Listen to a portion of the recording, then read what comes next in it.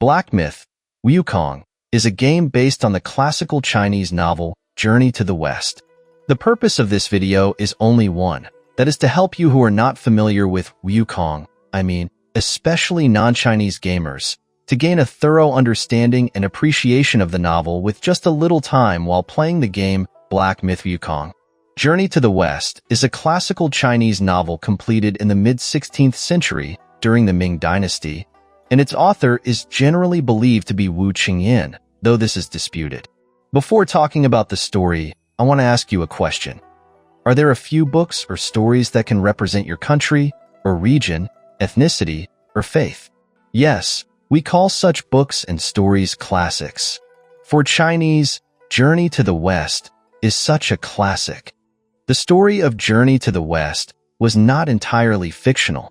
In 629 AD, the Tang monk Xuanzang, known as Tang Sanzang, set out from the capital Chang'an, now at Xi'an, China. Without airplanes, trains, cars, mobile phones, navigator, interpreter, or even dictionaries, and most importantly, without roads, Tang monk, with his personal strength, traveled 25,000 kilometers over 17 years, passing through hundreds of countries, and finally brought back 657 Buddhist scriptures from India. Because Tang monk is the most famous seeker of the way in Chinese Buddhist history, and due to the flourishing of religion, his 17-year journey has been continuously sung by later generations. The story of Tang monk's pilgrimage for scriptures was adapted from a historical event into a mythological story over the next 1,000 years through storytelling, opera, or other art forms, and was finally written into a novel, resulting in Journey to the West. So, upon hearing this, you might say, how boring. The story of Tang monk is commendable, but it doesn't seem very interesting. Indeed, this is the difference between history and novels. History requires accurate recording, while novels first need a good story to attract readers. Only if the story is excellent, readers will spend time thinking about meaning.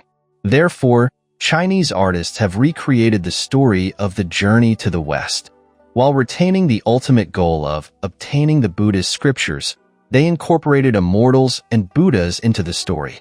They also created many terrifying monsters to make Tang monk's journey not only fraught with physical dangers, but also attacks from monsters and even obstructions from immortals and Buddhas. These difficulties are specifically referred to as the 9x9 tribulations, Toll 81, in the story.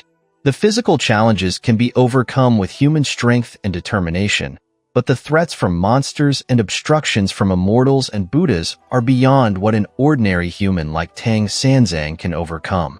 Therefore, novelists added a monkey, Wukong, a pig, Bajie, a human-eating river monster, Sha Monk, and a horse which transformed from a white dragon horse, to Tang Sanzang's team to help him overcome these insurmountable difficulties. The protagonist of the story thus shifted from Tang Sanzang to the monkey Wukong. Journey to the West appears to be a mythological story about subduing monsters and spirits during the journey. A monkey named Sun Wukong is the main character of Journey to the West. Due to the monkey's fame, early incomplete translations of Journey to the West were titled Monkey King and Monkey. Wukong has many names and titles in the novel: Handsome Monkey King, Sun Wukong, Baimawan, Ban Horse Plague, Great Sage equal to Heaven, Pilgrim Sun, and the Buddha victorious in strife.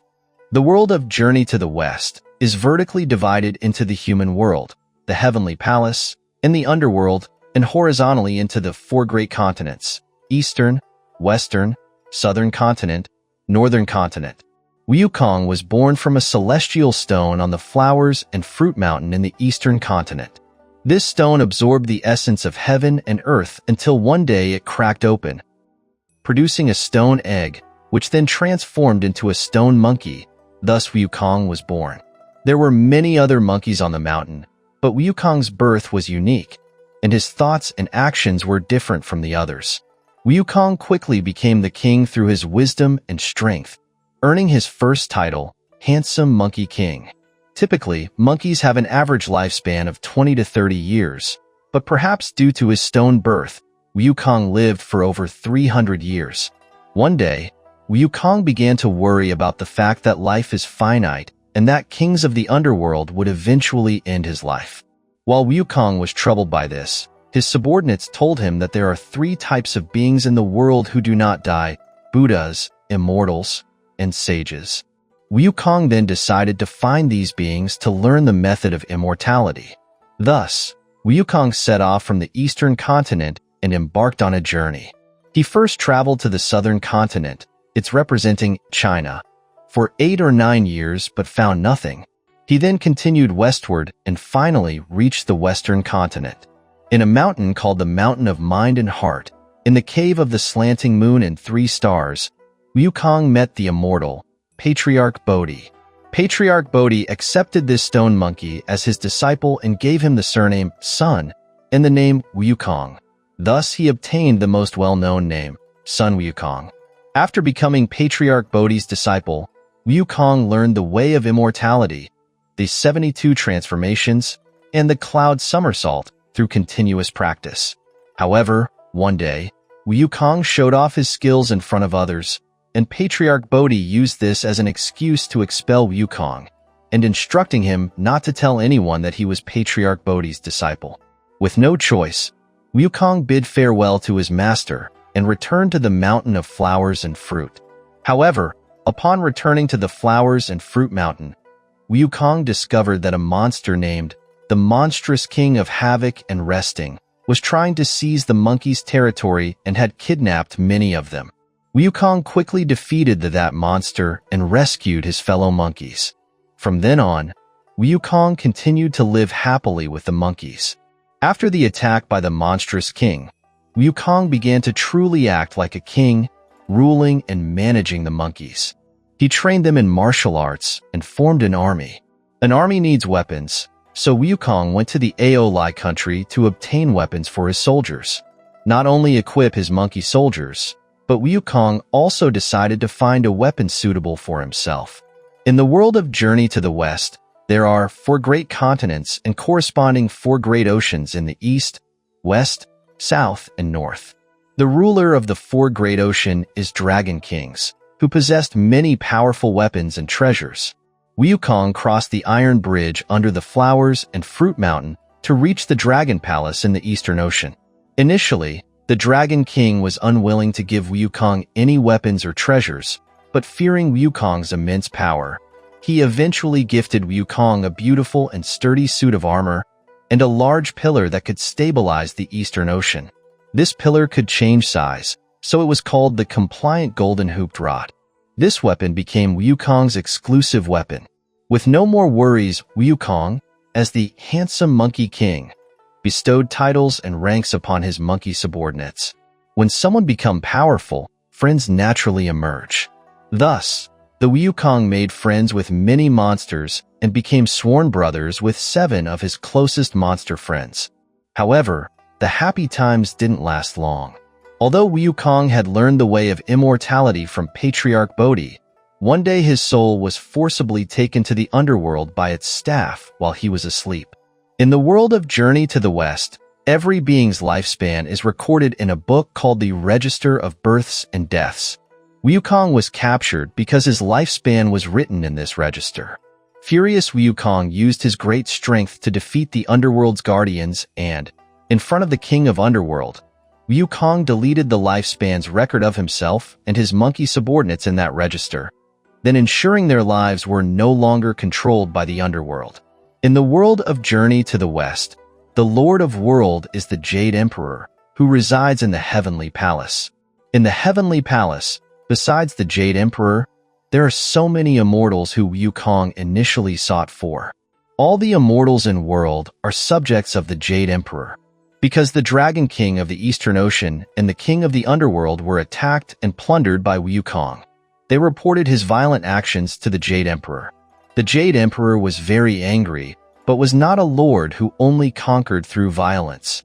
He sent an immortal named the Gold Star of Venus, Tai Ginseng, to recruit Wukong, promising him an official position among the immortals. At that time, Wukong, who only knew brute force and lacked cunning, accepted the invitation. However, the position given to Wukong was Baimawen, ban horse plague. It was the lowest and most despised position among the immortals. There is a Chinese old saying, better to be a chicken's head than a phoenix's tail, which means it's better to be a leader in a small corner than a nobody in a big place. Angered by this insulting position, Wukong abandoned it and returned to the flowers and fruit mountain. Upon returning, Wukong donned a yellow robe, a color reserved for emperors, and proclaimed himself great sage equal to heaven, Chitan Da Sung. But in the world, only the Jade Emperor is considered equal to heaven. Wukong's actions were undoubtedly a provocation to the Jade Emperor, who was in anger, dispatched a powerful celestial army to attack Wukong. However, Wukong, using the skills and the weapon-compliant Golden Hoop Rod, defeated the celestial army. To avoid further conflict, the Jade Emperor, on the advice of the Gold Star of Venus, agreed to grant Wukong the title of Great Sage equal to heaven. Upon hearing this, Wukong happily ceased his resistance and returned to the Heavenly Palace. Back in the Heavenly Palace, Wukong became much friendlier. He was making friends with so many immortals and becoming the supervisor of the Garden of Immortal Peaches.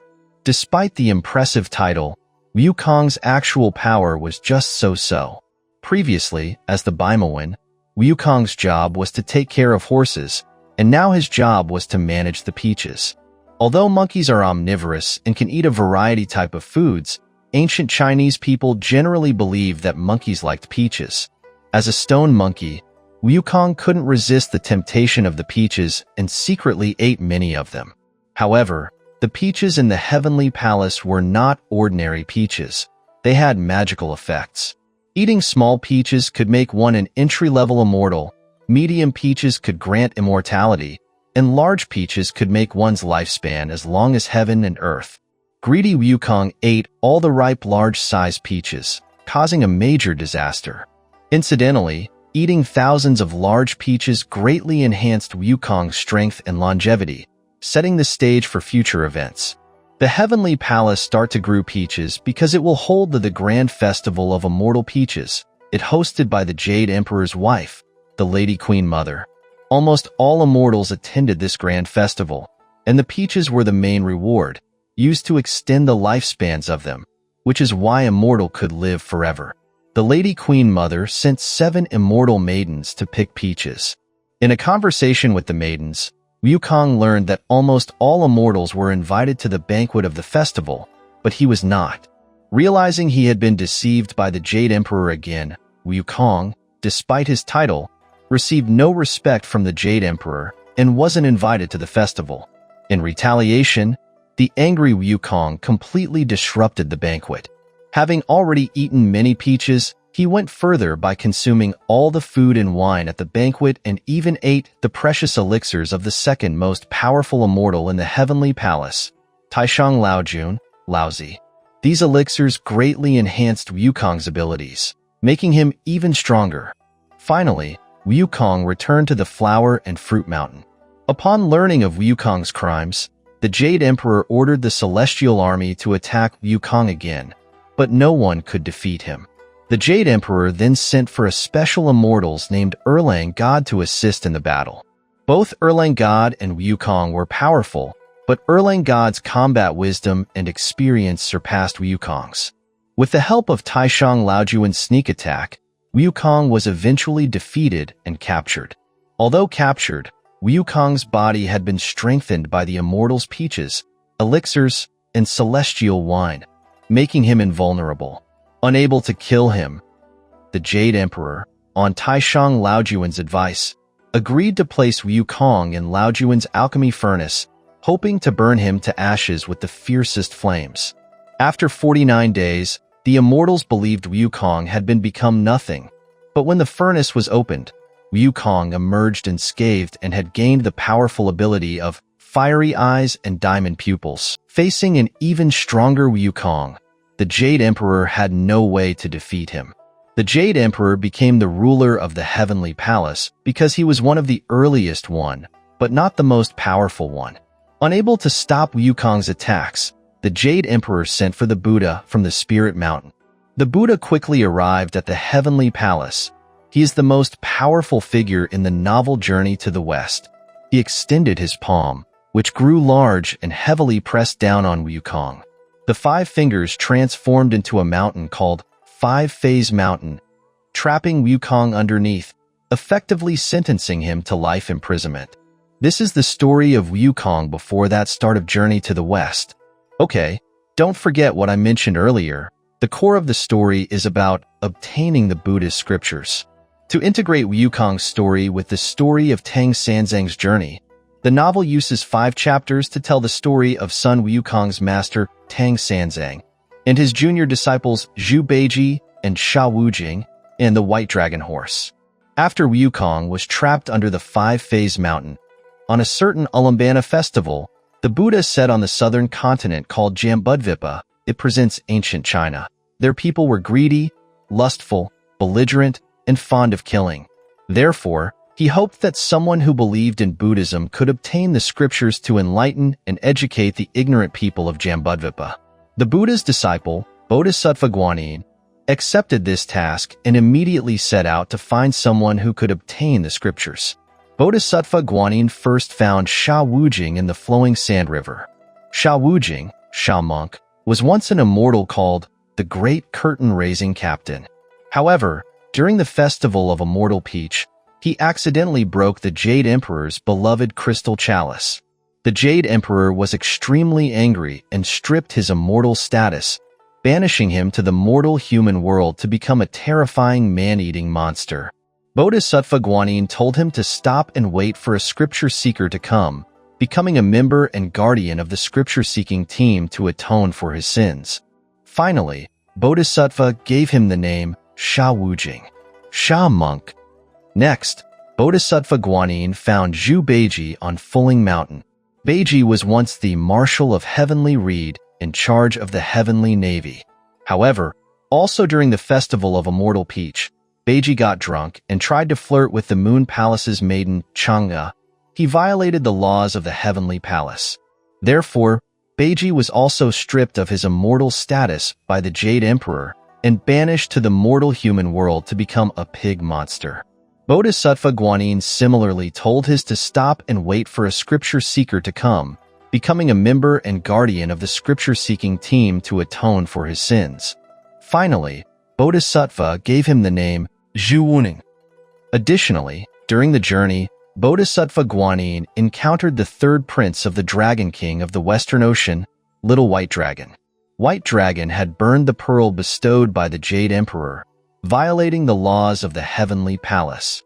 Before he was about to be executed, Bodhisattva pleaded with the Jade Emperor to forgive him. Thus, White Dragon's death sentence was cancelled, and he was banished to the mortal human world to wait for a scripture seeker. He would later transform into a white dragon horse to carry the Tang Sanzang on the journey to atone for his sins. Finally, Bodhisattva Guanyin arrived at the 5-phase mountain. By this time, Wukong had been trapped under the mountain for 500 years and could not escape. Wukong begged Bodhisattva Guanyin to forgive his heinous crimes and help him to escape. Bodhisattva Guanyin told Wukong that if he became a follower of Buddhism and waited for a scripture seeker to come to the mountain, the scripture seeker would rescue him. So, who is this scripture seeker? That's right, it's Tang Sanzang, mentioned at the beginning of the video. Tang Sanzang's previous life was the second disciple of the Buddha, Master Gold Cicada. As a sage monk, he didn't listen to the Buddhist teachings and didn't respect the Buddha. So he was banished to the mortal human world by the Buddha, becoming an ordinary human, Tang Sanzang. As a human, Tang Sanzang's life was very miserable. His original surname was Chan. His father was killed by robber, and his mother was taken and abused by the robber. Fortunately, the infant Tang Sanzang was rescued and raised by the monk Faming, who was the abbot of Temple of Gold Mountain. From then on, Tang Sanzang became a sage monk with the Dharma name Xuanzang. At this time, the ruler of Jambudvipa, ancient China, was Emperor Taizong of the Tang dynasty. Incidentally, Emperor Taizong is one of the most famous, excellent, and praised as emperors in Chinese history. Emperor Taizong was implicated by the Dragon King of Jing River and his soul was mistakenly taken to the underworld. After the king of underworld found out that Emperor Taizong's lifespan was not yet over, he released the emperor's soul back to the mortal world. The emperor, grateful to be alive, decided to hold a great mass of land and water to enlighten the souls in the underworld. This mass needed to be presided over by the most outstanding monk. Coincidentally, Tang Sanzang, who had mastered profound Buddhist teachings, would preside this mass.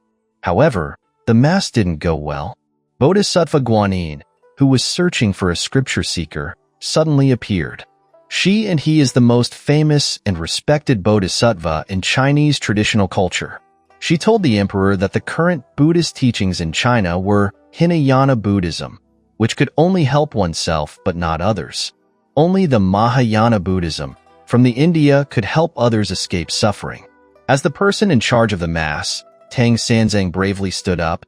He told the emperor and Bodhisattva Guanyin that he wanted to go to the west to obtain the scriptures of Mahayana Buddhism, partly to fulfill the emperor's wish and partly to teach the Chinese people to pursue kindness and morality through the Buddhist scriptures. Emperor Taizong was deeply moved. He decided to become sworn brothers with this brave monk and bestowed upon him the name Tang Sanzang. With the emperor's support, this monk became the representative monk of the Tang dynasty in China. The emperor held a grand departure ceremony for Tang Sanzang, giving him rescript for free passage, equivalent to passport, and a purple gold bowl used for holding food. Tang Sanzang then embarked on his journey to the west to obtain the scriptures. Thus, the first part of Journey to the West came to an end. After using 15% of the novel's length to lay the groundwork for the reason and origin of the journey, it began its main storyline of Journey to the West. The main task of Journey to the West is composed of 36 small stories. Each small story takes place in a different location and introduces new characters. These characters may be terrifying monsters or immortal and Buddhas. In short, obtaining the scriptures is a very difficult task, due to difficulties that the final success becomes very precious. Some may wonder why Tang Sanzang encounters so many difficulties along the way. Is it just because he is unlucky? In fact, this is a very good question. The reason Tang Sanzang is targeted by countless monsters is that he is the reincarnation of the Buddha's second disciple, Master Gold Cicada. Because of accumulated cultivation in his previous life, the monsters believe that eating Tang Sanzang's flesh will grant them immortality. As we mentioned at the beginning, immortality is a power only immortals, Buddhas, and sages can have. So, from a modern perspective, it means that if monsters can eat Tang Sanzang's flesh, they can achieve a leap in status and class, transforming from low-status monsters to high-status immortals, even if the way of achieving this goal are extremely evil. By the way, before introducing the 36 small stories, I want to remind you that due to the vast number of words in the original novel, and since Black Myth Wukong is adapted from the original novel, it doesn't mean that every monster and immortals in each story will appear in the game. Therefore, for the sake of your time, I will provide you with Excel file with the keywords, related characters, locations, and point in time of these 36 small stories. If you don't have the patience to listen to all stories, but still want to understand the characters in the game of Black Myth Wukong, you can freely use this Excel file to understand which small story is being told. Of course, if you have enough time and energy, you can read through them one by one. Now, let's begin. Story 1. The Fateful Encounter of Tang Sanzang and Sun Wukong, chapters 13 to 14. Just after crossing the border of China, Tang Sanzang encountered difficulties. His 2 attendants were eaten by evil monsters, but thanks to the help of the Immortal, the Gold Star of Venus, Tang Sanzang's life was spared. However, trouble continued to follow him. At Double Fork Ridge, Tang Sanzang encountered a fierce tiger. Just as he was about to be eaten, a hunter named Lu Buqin saved him. Tang Sanzang gradually realized that the hardships of this journey to obtain the scriptures were not just due to the long distance, but also because of the terrifying monsters he had never seen before. With his weak strength, Tang Sanzang could not fight these monsters alone. It seemed fate was urging him to find powerful protector for his journey. Soon, Tang Sanzang arrived the Mountain of Two Frontiers, which was formerly known as the Five Phases Mountain, the mountain that had imprisoned Wukong for 500 years. When Wukong saw Tang Sanzang, he remembered Bodhisattva Guanin's instruction to wait for the person who would redeem him. He knew Tang Sanzang was the one who could free him. Sun Wukong called Tang Sanzang a master and offered to become his disciple, promising to protect him on his journey to the west. Tang Sanzang was delighted because he realized he really needed strong protection for the difficult journey ahead. He climbed to the top of the mountain and removed the seal placed by the Buddha, which only Tang Sanzang could lift. Everything was fated. Once the seal was lifted, Wukong was freed. He knelt in gratitude, and Tang Sanzang gave him a new name, Pilgrim's Son, meaning traveling monk. From then on, they embarked on their journey together. However, despite being imprisoned for 500 years, Wukong's character and morals hadn't changed. Soon, impulsive Wukong clashed with Tang Sanzang. During their journey, they encountered 6 bandits. Ignoring Tang Sanzang's advice, Sun Wukong killed them all.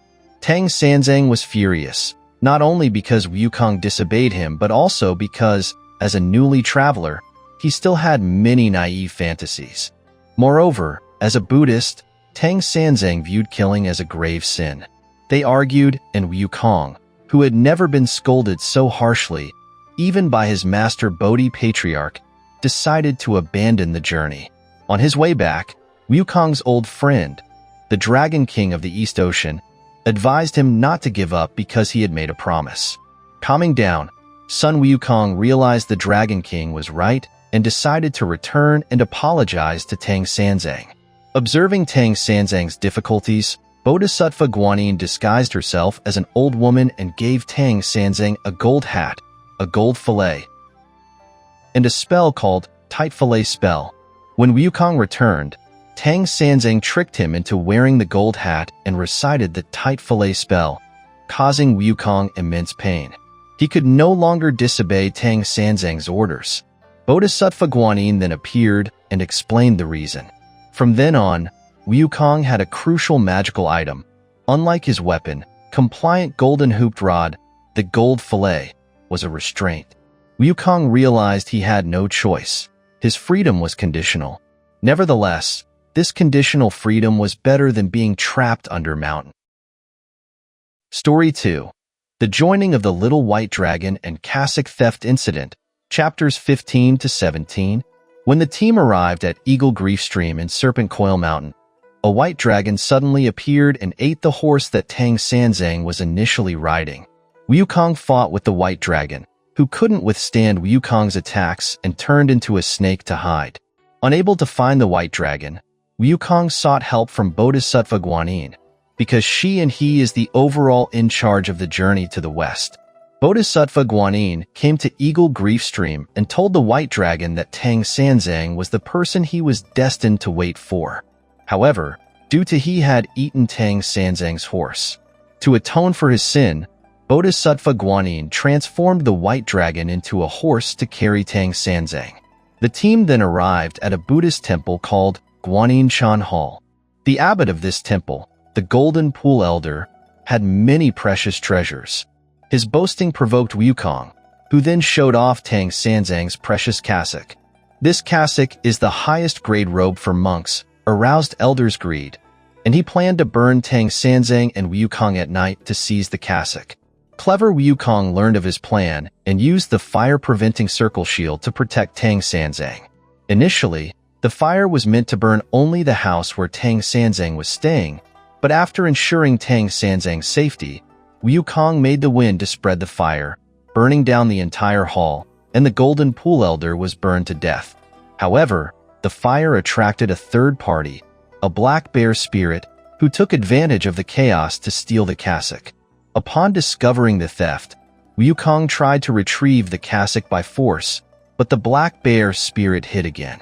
With no other option, Wukong sought help from Bodhisattva Guanin once again. Through a scheme, Bodhisattva Guanin subdued the black bear spirit and made him become the gatekeeper of her and him. Eventually, the cassock was returned to Tang Sanzang. At this point, you might wonder why the previously invincible Wukong couldn't simply kill the monsters, and he often had to seek help from Bodhisattva Guanyin. There are two reasons. First, Wukong was already wearing the gold fillet that restricted his power, preventing him from killing enemies as freely as before. Second, Bodhisattva Guanyin was the overall manager of the journey to the west. In the early stages of the team's formation, Wukong habitually sought her and his help for problems that couldn't solve alone. As the team became more established and Wukong gradually mastered wisdom and strategy, he would rely less on Bodhisattva Guanyin. Story 3. The Joining of Zhu Bajie and the Heart Sutra, Chapters 18 to 19. The pilgrimage team arrived at Old Gao Village, where they heard about a very strange person. This odd individual was the son-in-law of a noble Gao family. He had almost no flaws, except for his enormous appetite and the occasional appearance of an extremely ugly pig face. This strange person also possessed peculiar magical abilities, capable of summoning wind, rain, and sandstorms, which terrified the Gao family and their neighbors. Additionally, he was very domineering and kept his wife, Gao Tsuelon, locked up and not allowing her to see her family. The kind-hearted Wukong decided to rescue the poor woman.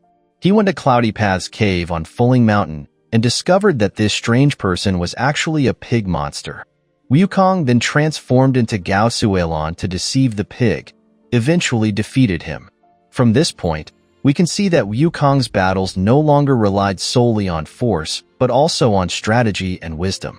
The defeated pig monster, upon hearing Wukong mention pilgrimage, suddenly remembered that decades ago, Bodhisattva Guanyin had instructed him to wait for the pilgrims. It turned out that this pig monster was one of the chosen members of the pilgrimage team, the former marshal of Heavenly Reed, who had been stripped of his celestial status. He quickly admitted his mistakes, bowed to Tang Sanzang as his master, and joined the team. Tang Sanzang gave the pig monster a new name, Zhu Bajie. Bajie refers to the 8 precepts in Buddhism, and Tang Sanzang hoped that by giving him this name, Bajie would correct his past misdeeds, adhere to these precepts, and become an excellent monk. The team then continued their journey and encountered a very mysterious sage monk named the Crow's Nest Chan Master on Pagoda Mountain. This master taught Tang Sanzang the Heart Sutra, stating that it is the ultimate scripture for cultivation and the gateway to becoming a Buddha. The Heart Sutra contains only 270 characters, and as long as Tang Sanzang recites it when in trouble, fate will protect him, serving as a form of self-protection magic. In the future, Tang Sanzang would escape danger many times by reciting the Heart Sutra. Story 4. The Demon Army of Yellow Wind Monster, Chapters 20 to 21. This story is different from the previous ones. Previously, each story featured only one or a few monsters, but starting from this story, the team start to encounter Monster Army for the first time. After leaving Pagoda Mountain, Tang Sanzang's team traveled a long distance and arrived at a mountain called Yellow Wind Ridge, ruled by a powerful monster named Yellow Wind Monster, who commanded an army of many small monsters. On this day, Tang Sanzang and his companions encountered the Yellow Wind Monster's general, Tiger Vanguard. The Tiger Vanguard began to fight with Wukong and Bajie, using a technique called the Gold Cicada, casting its shell to transform into a wind and abduct Tang Sanzang while Wukong was not paying attention. After discovering that their master was missing, Wukong and Bajie went to Yellow Wind Cave to demand the return of Tang Sanzang. Then, the Yellow Wind Monster appeared and fought with Wukong for 30 rounds. Just as Wukong was about to defeat the monster used a skill called the Divine Wind of Samadhi to injure Wukong's eyes, forcing him to stop fighting. Wukong and Bajie then went to a village, where the Guardians of Law appeared and healed Wukong's eyes. Once recovered, Wukong used his 72 transformations to turn into a mosquito and flew into Yellow Wind Cave, where he overheard the Yellow Wind Monster saying that only Bodhisattva Lingji could defeat him. Following the Gold Star of Venus's advice, Wukong went to the Little Sumura Mountain, where Bodhisattva Lingji gave him the wind-stopping pearl and the flying dragon staff. Together, they went to Yellow Wind Ridge. Bodhisattva Lingji used the flying dragon staff to defeat the Yellow Wind monster, who revealed his true form as a yellow fur mink. The monster had stolen oil from the glazed lamp and eventually fled to Yellow Wind Ridge, becoming a demon. Just as Wukong was about to kill the Yellow Wind monster, Bodhisattva Lingji stopped him, explaining that the monster needed to be taken to see the Buddha for judgment. Wukong allowed Lingji to take the monster away. Finally, Wukong and Bajie entered the cave, killed the remaining small monster of army, rescued Tang Sanzang, and continued their journey westward. Story 5. The joining of Sha Monk and the moral test of the pilgrimage team, chapters 22 to 23. After leaving Yellow Wind Ridge, the team quickly arrived at the flowing sand river, where the last member of the pilgrimage team, Sha Monk, resided. The flowing sand river was a very wide river. Wukong encountered the terrifying-looking monster, leading to a fight. Although Wukong and Bajie were strong fighters, they couldn't defeat Sha Monk, because Sha Monk was accustomed to fighting in the water. Wukong then sought help from Bodhisattva Guanyin. She and he told Wukong to inform the monster that they were the pilgrimage team, and the monster would surrender. Indeed, upon learning that Tang Sanzang was the pilgrim who he had been waiting for, the monster pleaded to be accepted as a disciple. Thus, the last member, Sha Monk, joined the team. Tang Sanzang with Wukong, Bajie, Sha Monk, and the White Dragon Horse. The 5-member pilgrimage team was now complete. The newly formed team then arrived at a manor where an old woman called Moja lived.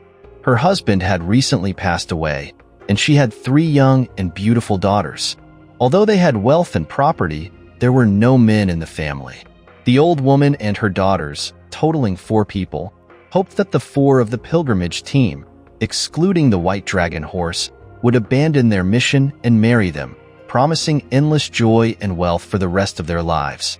Tang Sanzang, Wukong, and Sha Monk all refused the old woman's marriage proposal, but Bajie was tempted to give up the mission. Bajie, who had been punished in the heavenly palace for harassing women, had not changed his lecherous ways and agreed to stay as a son-in-law. However, it turned out that the 4 women were actually Bodhisattva Guanyin, Bodhisattva Manjusri, Bodhisattva Samantabhadra, and the old dame of Li Mountain in disguise. They was testing the team's morality and willpower. Bajie, who lacked determination, was severely punished. From then on, the team members understood that although their journey seemed to be just the 5 of them, countless beings were watching them. They had to be more cautious and vigilant, overcoming powerful enemies and resisting temptations to succeed. Story 6. The Great Crisis of the Ginseng Fruit, chapters 24 to 26. After being severely punished, Bajie vowed to change his bad habits, though it would later be seen that such habits are hard to eradicate. The pilgrimage team continued their journey and eventually arrived at 5 Villages Abbey on Long Life Mountain. The temple's master, Master Jinyuan, Lord, equal to Earth, is a terrestrial immortal, a rank slightly lower than celestial immortals. When team arrived at 5 Villages Abbey, Master Jinyuan was away on official affair. Because Master Jinyuan had a past connection with Tang Sanzang's previous incarnation, Master Gold Cicada, he instructed his 2 disciples, Blear Breeze and Bright Moon, to offer 2 ginseng fruits to Tang Sanzang. These fruits, similar to the immortal peaches, greatly extend one's lifespan and are extremely precious. However, the fruits resemble babies, which frightened Tang Sanzang, and he refused to eat them. Gluttonous Bajie, however, was eager to eat the ginseng fruits. He persuaded his elder brother Wukong, who then stole 3 ginseng fruits. Wukong, Bajie, and Sha Monk each ate 1. Remembering Bajie's story, his large appetite was not satisfied with just 1 fruit, and he clamored for more. Bajie's complaints were overheard by Blear Breeze and Bright Moon, who discovered that 3 fruits were missing. They harshly scolded Tang Sanzang. Unable to tolerate insults to his master, Wukong used his golden hooped rod to knock down the ginseng fruit tree, causing a great disaster. Realizing his grave mistake, Wukong fled Wuzhuang Temple with his master and fellow disciples. Upon returning, Master Jinyuan discovered the destruction of his ginseng fruit tree and used his magical universe in a sleeve technique to capture Tang Sanzang and his disciples. To make amends, Wukong promised to revive the ginseng fruit tree, but he had no method to do so. He sought help from the 3 stars of blessing, wealth, and longevity, and the grand thearchy of the East, but to no avail. Finally, Bodhisattva Guanyin intervened. She and he used the dew from her jade purity bottle to revive the ginseng fruit tree, which also bore additional new fruits. Master Jinyuan was overjoyed and forgave Wukong. He hosted a grand banquet to entertain Tang Sanzang and his disciples. After resting at 5 Villages Abbey, the group resumed their westward journey at dawn. Story 7. The 3 Battles with the White-Boned Demon, Chapter 27. The 3 Battles with the White-Boned Demon is perhaps one of the most famous stories in Journey to the West because it teaches 2 important lessons. Unconditional kindness can be a form of evil, and one should not judge a person's heart by their appearance. After bidding farewell to Master Jinyuan, the team continued their journey. When they arrived at White Tiger Ridge, a terrifying demon, the White-Boned Demon, who derived from a skeleton, targeted Tang Sanzang. This demon was not very powerful in combat, but was extremely cunning. She keenly exploited Tang Sanzang's compassion for the weak as a monk. While Wukong was away begging for alms, a respectful term for monks asking for food, she transformed into a young and beautiful woman and offered food to Tang Sanzang. When Wukong returned, he used his fiery eyes and diamond pupils ability to see through her disguise and immediately killed the woman, who was actually the White-Boned Demon. However, the demon escaped through magic. Tang Sanzang was furious, believing that even if it was a demon, it should not be killed if it had not harmed anyone. After Wukong's desperate pleas, Tang Sanzang temporarily forgave him. The White-Boned Demon, realizing Tang Sanzang's unconditional kindness, transformed into an old woman, accusing Wukong of killing her daughter. Wukong, seeing through the disguise with his eyes, killed the old woman, but the demon escaped again. Tang Sanzang, seeing Wukong kill again, was even angrier and recited the spell once more. After numerous pleas from Wukong, Tang Sanzang forgave him again but warned him not to kill anymore. Seeing her plan to sow discord succeed, the White-Boned Demon transformed into an old man, claiming to be looking for his missing daughter and wife. This time, Wukong was smarter. He summoned the gnome and mountain god as witnesses and finally killed the White-Boned Demon with his golden hooped rod. This time, the demon truly died, revealing her skeletal form. Tang Sanzang realized that Wukong was right, but as a master in ancient Chinese culture, it was rare for someone of higher status to admit mistakes to someone of lower status. Thus, Tang Sanzang and Wukong continued to argue. Bajie, who had always been dissatisfied with Wukong's rash nature, added fuel to the fire, making the argument more intense. In the end, Tang Sanzang, in a fit of rage, decided to sever ties with Wukong and expelled him from the group. Wukong, feeling wronged, bid farewell to Tang Sanzang and returned to Flower Fruit Mountain on his cloud somersault. On the way, he heard the sound of the sea and remembered the kindness Tang Sanzang had shown in rescuing him from 5 Phases Mountain, shedding his first tear in sorrow. Story 8. The Great Demon King, Yellow Robe Fiend, and Wukong's Heroic Return, Chapters 28 to 31. After being expelled by Tang Sanzang, Wukong returned to Flower Fruit Mountain, only to find his former home in ruins. 500 years ago, after Wukong was subdued by the Buddha, his archenemy, Erlang God, set fire to the mountain, causing the death of countless monkeys. Wukong was deeply saddened, feeling abandoned by Tang Sanzang and devastated by the loss of home. He gathered the surviving monkeys, drove away the hunters, and decided to rebuild their home. Meanwhile, Tang Sanzang and his disciples arrived at a place called Black Pine Forest. The hungry Tang Sanzang sent Bajie to seek for food, this kind of task usually done by Wukong. However, Bajie lazed around and fell asleep. When Bajie didn't return for a long time, Tang Sanzang sent Sha Monk to find him, leaving Tang Sanzang unprotected. At this moment, a monster named Yellow Robe Fiend appeared and abducted Tang Sanzang. Bajie and Sha Monk returned to find their master missing and spent a long time locating the demon's lair at Current Moon Cave. After 30 rounds of fighting, Bajie and Sha Monk were defeated. However, a mysterious woman named Hundred Flowers Shame, who was the princess of the precious Image Kingdom who had been forcibly taken by the Yellow Robe Demon 13 years ago, she saved Tang Sanzang. Hundred Flowers Shame was longing to see her parents and begged Tang Sanzang to deliver a letter to her family. She pleaded with her fiend husband to release Tang Sanzang and his disciples, and due to the love for his wife, the Yellow Robe Demon Fiend, sparing Tang Sanzang's life. Tang Sanzang delivered Hundred Flowers Shame's letter to the precious Image Kingdom, where the king, overjoyed to hear news of his long-lost daughter, wept with emotion. The king asked Tang Sanzang and his disciples to rescue his daughter. Despite losing Wukong, the kind-hearted Tang Sanzang accepted the king's request without considering whether he has the ability to defeat the Yellow Robe Demon or not. Unfortunately, they fell into the fiend's trap. The fiend disguised as a handsome human. Then the Yellow Robe Fiend used magic to turn Tang Sanzang into a tiger and falsely accused him of being the tiger monster that kidnapped Princess 13 years ago. Tang Sanzang and Sha Monk were imprisoned, while Bajie escaped. Desperate, Bajie considered abandoning the journey and returning to Old Gao Village, but the White Dragon Horse persuaded him to seek Wukong's help. Despite feeling ashamed for his role in Wukong's expulsion, Bajie went to Flower Fruit Mountain. Bajie sincerely apologized to Wukong, but Wukong, still feeling wronged, refused to return.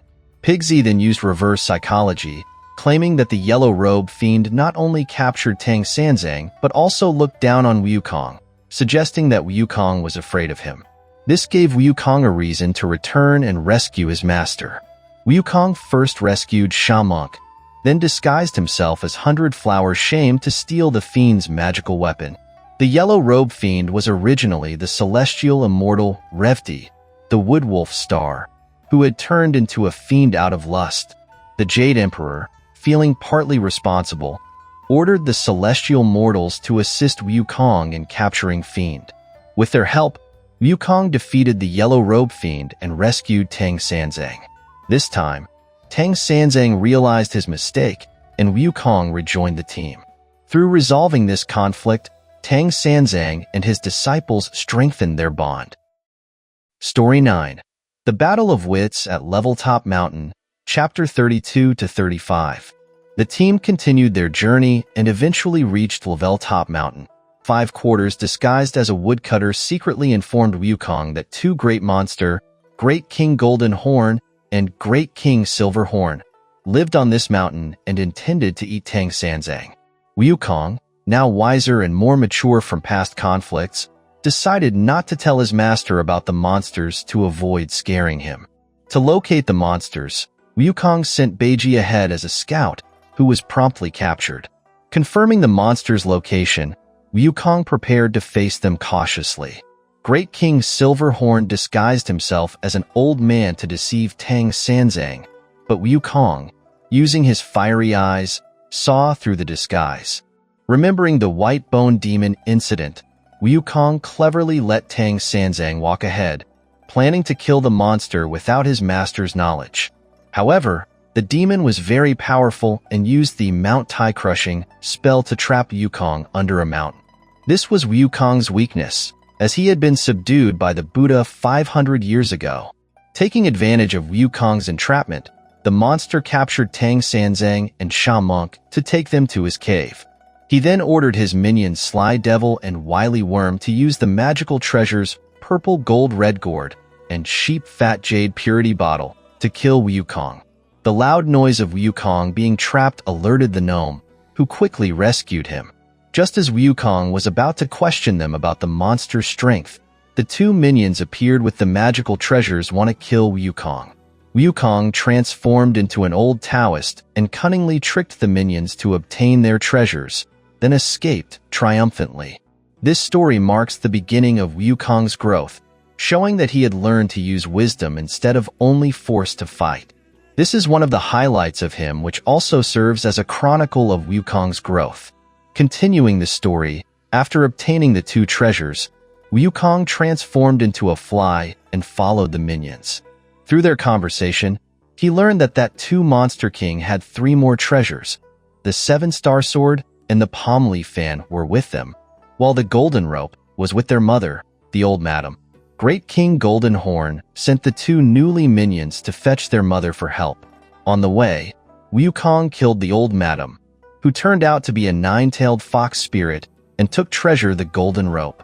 Wukong then disguised himself as the old madam and used his hairs to transform into 2 minions, attempting to trick the remaining 2 treasures from the Monster King to defeat them completely. However, these 2 monsters saw through his disguise and reclaimed all 3 treasures. Despite repeated failures, Wukong did not give up. He pretended to lose in a battle with Great King Golden Horn and tricked him into giving up the red gourd. Then Wukong used the stolen treasures to defeat Great King Silver Horn and Great King Golden Horn one by one. Just as the 2 monsters were about to be killed, Taishang Laojun, Laozi, appeared. He explained that the 2 monsters were actually his disciples transformed into for testing Tang Sanzang and his disciples on behalf of Bodhisattva Guanyin. Although Wukong was angry and felt the test was meaningless, he realized that the ordeal had helped them grow. He learned to use wisdom to overcome difficulties, controlled his anger, forgave the 2 demons. After all is well, Tang Sanzang and his disciples continued their westward journey. Story 10. The Black Rooster Kingdom and Tang Sanzang's Dream. Chapters 36 to 39. Tang Sanzang and his disciples arrived in a country called the Black Rooster Kingdom. 5 years ago, this country suffered a great disaster. A prolonged drought killed all the crops. The king tried various methods for rain but failed. Finally, a Taoist performed a ritual, and the country received rain. The king was grateful and formed a brotherhood with the Taoist. However, the Taoist coveted the king's position and tricked the king to the edge of a well, where he pushed the king in and killed him. The Taoist then took on the king's appearance and seized control of the country. Tang Sanzang and his disciples stayed at Precious Grove Monastery of Black Rooster Kingdom. Late at night, Tang Sanzang had a strange dream. In the dream, the murdered king recounted his tragic fate and asked Tang Sanzang to save him. After waking, Tang Sanzang told Wukong about dream scene. Wukong then found the king's son. This prince confirmed that the current king seemed very different, as if he had changed into another person. Wukong and Bajie went to the well where the real king's body was buried. Bajie went down the well and retrieved the king's body. Bajie carried the king's body back to monastery, and Wukong borrowed a resurrection pill, the revival elixir, from Taishang Laojun, Laozi, to revive the king. The next day, Tang Sanzang and his disciples took the real king to confront the impostor. With Wukong's help, the impostor revealed his true identity as a monster. Wukong fought the him, who then transformed into Tang Sanzang's likeness. To distinguish the real from the fake, Wukong asked Tang Sanzang to recite the tight fillet spell, which only the real Tang Sanzang knew, as it was taught to him by Guanyin Bodhisattva. Despite the pain, Wukong used this method to identify and capture the fake one. Just as Wukong was about to kill the monster, Bodhisattva Manjusri appeared and revealed that the demon was actually his mount, the green-haired lion. The king had suffered this disaster because many years ago, he had submerged Bodhisattva Manjusri, who disguised as a monk, in water for 3 days. In retaliation, the king was submerged in water for 3 years as punishment. You might wonder why a 3-day mistake warranted a 3-year punishment. This is because the flow of time in the heavenly realm of immortals and Buddhas is different from that in the mortal human world. 1 day in the heavenly realm is equivalent to 1 year in the human world. In the end, the king of the Black Rooster Kingdom recognized his mistake, and Tang Sanzang and his disciples successfully resolved the crisis and continued their journey westward. Story 11. Problem Child Red Boy. chapters 40 to 43.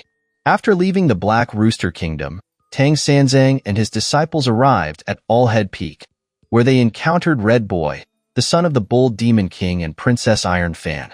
Red Boy, who called himself the Great King Holy Child, was actually Wukong's nephew, as Wukong had sworn brotherhood with the Bull Demon King during his time as the Great Sage Equal to Heaven at Flower Fruit Mountain. However, Red Boy was a problem child. Hearing that eating Tang Sanzang's flesh could grant immortality, Red Boy decided to capture Tang Sanzang. When Tang Sanzang arrived, Red Boy transformed into a 7-year-old child and pretended to be tied to a pine tree with a hemp rope. The kind-hearted Tang Sanzang asked Wukong to rescue and carry the child. Wukong, using his fiery eyes, saw through the disguise and intended to kill the young monster. But the monster used a spell to escape and created a strong wind to capture Tang Sanzang. Wukong summoned Gnome and Mountain God to inquire about young monster's background. Upon learning that Red Boy was the Bull Demon King's son, Wukong thought it was a misunderstanding and went to Fire Cloud Cave with Bajie to explain his brotherhood with Red Boy's father. However, Red Boy didn't believe him and attacked Wukong, burning him with the powerful true fire of Samadhi. Severely injured, Wukong then asked Bajie to seek help from Bodhisattva Guanyin. On the way, Red Boy disguised himself as Guanyin and captured Bajie, planning to eat Tang Sanzang soon. Upon learning that Red Boy had impersonated her to deceive Bajie, Bodhisattva was furious. He instructed her disciple Moksha to borrow the celestial weapon, the Sword of Constellations, from Devarajali. Wukong called out Red Boy from his camp, and Bodhisattva immediately appeared.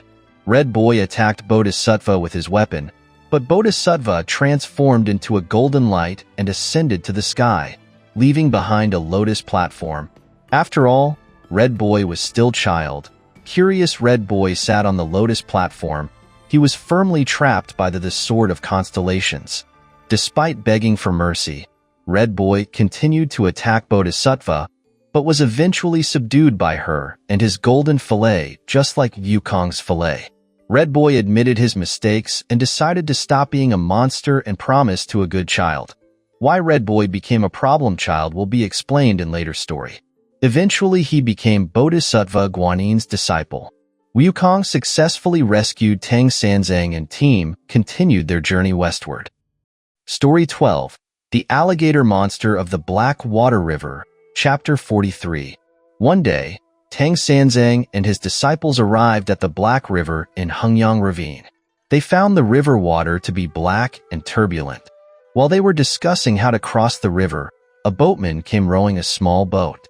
Since the boat was small and could only hold 2 people, they decided to let Tang Sanzang and Bajie cross first.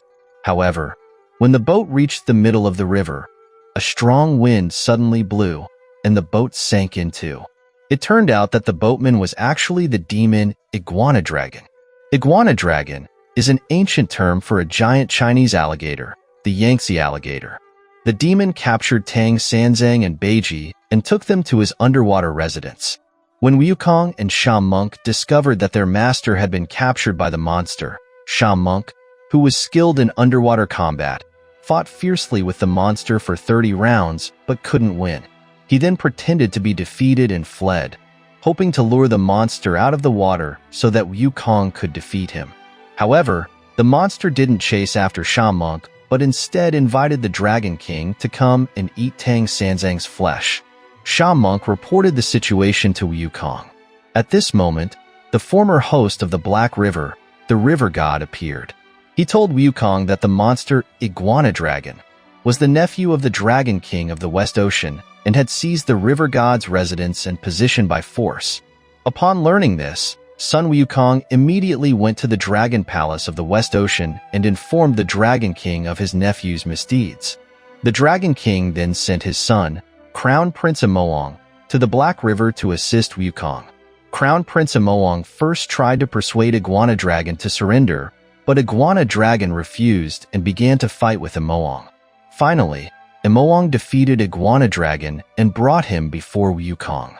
Knowing that this was an internal matter of the Dragon Clan, Wukong let them handle it themselves and Crown Prince Imoang took Iguana Dragon back to the Dragon Palace of the West Ocean.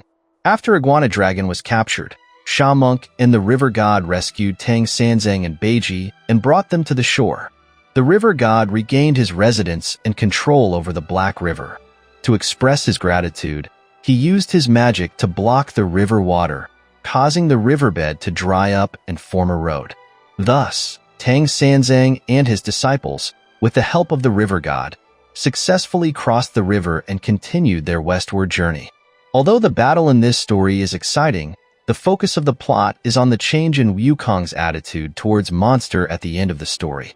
In the past, Wukong would kill any monster he encountered. However, this time he realized that it was an internal conflict within the Dragon Clan, so he voluntarily let Imoang take Iguana Dragon away. This shows that Wukong not only honed his combat wisdom during his adventures, but also improved his emotional intelligence. He was no longer just a fighting monkey, but also understood the principle that no man is an island. Story 13. The Magic Competition in the Bxu Kingdom, 44-47. Tang Sanzang and his disciples arrived the Bxu Kingdom. However, this country is very strange. Taoists hold high status, while monks are treated like prisoners doing hard labor. Tang Sanzang and his disciples learned that 20 years ago, the kingdom suffered from a drought. 3 powerful Taoist priests, named Tiger Strength Great Immortal, Deer Strength Great Immortal, and Goat Strength Great Immortal, appeared and successfully brought rain to the country. As a result, the king made these 3 Taoist priests the prime ministers, began to trust Taoists unconditionally, and degraded monks, making them slaves for the Taoists. Wukong thought this brutal behavior unacceptable, so he disguised himself as a Taoist and secretly freed 500 monks. At night, Wukong, along with Bajie and Sha Monk, caused trouble at the Taoist residence, Sanqing Temple, subjecting the 3 Taoist priests to some humiliating punishments, specifically making them drink the urine of them. The next morning, Tang Sanzang and his disciples met the king, hoping the king would allow them to cross the border and continue their journey. However, the 3 Taoist priests who were humiliated the previous night suddenly appeared and complained to the king. The king was very angry, wanted to kill Tang Sanzang and his disciples. Coincidentally, the kingdom was experiencing another drought at this time. The king decided to have Wukong compete with Tiger Strength Great Immortal to see who could make it rain first. After all, Wukong was once the great sage equal to heaven, and had worked with the immortals who controlled rain, thunder, and wind in the heavenly palace. Wukong made it rain firstly, winning the competition. However, Deer Strength Great Immortal refused to admit defeat. Next, he competed with Tang Sanzang in meditation, where one must remain completely still. Wukong transformed into a centipede and bit the Deer Strength Great Immortal, causing him to fall in pain, thus losing again. They still refused to admit defeat. Goat Strength Great Immortal competed with Wukong in a supernatural power contest, guessing what was hidden behind a wooden board. However, Wukong had fiery eyes, naturally defeating him. After losing 3 wisdom-based magic competitions in a row, the 3 Taoist priests decided to engage in more terrifying life-and-death gambles. Tiger Strength Great Immortal competed with Wukong in a beheading contest. As long as the head of Tiger Strength was not destroyed, he would not die. However, Wukong used his hair to transform into a dog, then took away his head, causing Tiger Strength to revert to his original form as a tiger monster and die. Deer Strength Great Immortal competed with Wukong in a heart extraction contest. Similar to Tiger Strength, Wukong's hair transformed into an eagle that took away the heart of Deer Strength, causing him to revert to his original form as a white deer monster and die. Finally, Goat Strength Great Immortal competed with Wukong in an oil cauldron contest. Goat Strength could bathe in a cauldron of oil at 300 degrees Celsius because he had a cold dragon tattooed on his body. Wukong asked the Dragon King of the North Ocean to take back the cold dragon, and soon, Goat Strength Immortal was scalded to death, reverting to his original form as a goat. The competition ended, and the king of the Bxu Kingdom, seeing that the 3 Taoist priests were dead, cried sadly. Wukong patiently explained to the king that these 3 Taoist priests were actually 3 monsters: a tiger, a white deer, and a goat. The king had been under their mental control, which led him to commit many brutal and foolish acts. After understanding the truth, the king thanked Wukong and restored the monk's citizenship. The next day, the king bid farewell to Tang Sanzang and his disciples. Before leaving, Wukong advised the king to treat Taoists, monks, and ministers equally, and to integrate Confucianism, Buddhism, and Taoism to make the country prosperous and strong. The king thanked Wukong for his advice. Tang Sanzang and his disciples continued their adventurous journey. Story 14. The Goldfish of the Heaven-Reaching River, chapters 47 to 49. Tang Sanzang and his disciples arrived at Chen village near the Heaven-Reaching River. They stayed overnight at an old man's house, who told Tang Sanzang about a powerful monster in the river called the Great King of Numinous Power. This monster demanded an annual sacrificial ceremony from the villagers, requiring a boy and a girl as offerings, or else it would bring disaster upon Chen village. The poor villagers had no choice but to sacrifice a boy and a girl each year. Coincidentally, this year, the lottery chose the old man's children. Tang Sanzang and his disciples were outraged by this brutal ritual. Wukong and Bajie transformed into the boy and girl to take their place. However, during the ceremony, Bajie, disguised as the girl, accidentally revealed himself. The monster realized it was a trap and fought with Wukong and Bajie. Unable to defeat them, the monster turned into a gust of wind and fled back to the Heaven-Reaching River. After escaping to his residence in the Heaven-Reaching River, the monster's sister, stripe-coated perch mother, suggested freezing the river with heavy snow to lure Tang Sanzang and his disciples across. When Tang Sanzang reached the middle of the frozen river, they would break the ice and capture him. The monster used this plan and successfully captured Tang Sanzang. Wukong, Bajie, and Sha Monk infiltrated the underwater palace to investigate. Wukong transformed into a long-legged shrimp to investigate and instructed Bajie and Wujing to attack monster to delay him and prevent Tang Sanzang from being eaten. Wukong then went to the South Sea to seek help from Bodhisattva Guanyin. Upon arriving at the South Sea, Wukong saw Guanyin holding a purple bamboo basket. Bodhisattva Guanyin used this basket to capture the monster. It turned out that the monster was a goldfish raised in Bodhisattva's lotus pond. Wukong, accustomed to this kind relationship and did not question further, as it was arranged by the Buddha for them to endure hardships on their journey to obtain the precious scriptures. The monster's problem is solved, however, the frozen river had melted, and they couldn't cross the river again. At this moment, an old turtle appeared, who to be the original host of the river, who had been displaced by the monster, similar to the Black Water River god. The old turtle, grateful for Wukong's help, offered to ferry them across the river. During the crossing, the old turtle asked Tang Sanzang to inquire with the Buddha about when he could shed his shell and become human. Tang Sanzang agreed, and this request became an important plot point for the novel's ending.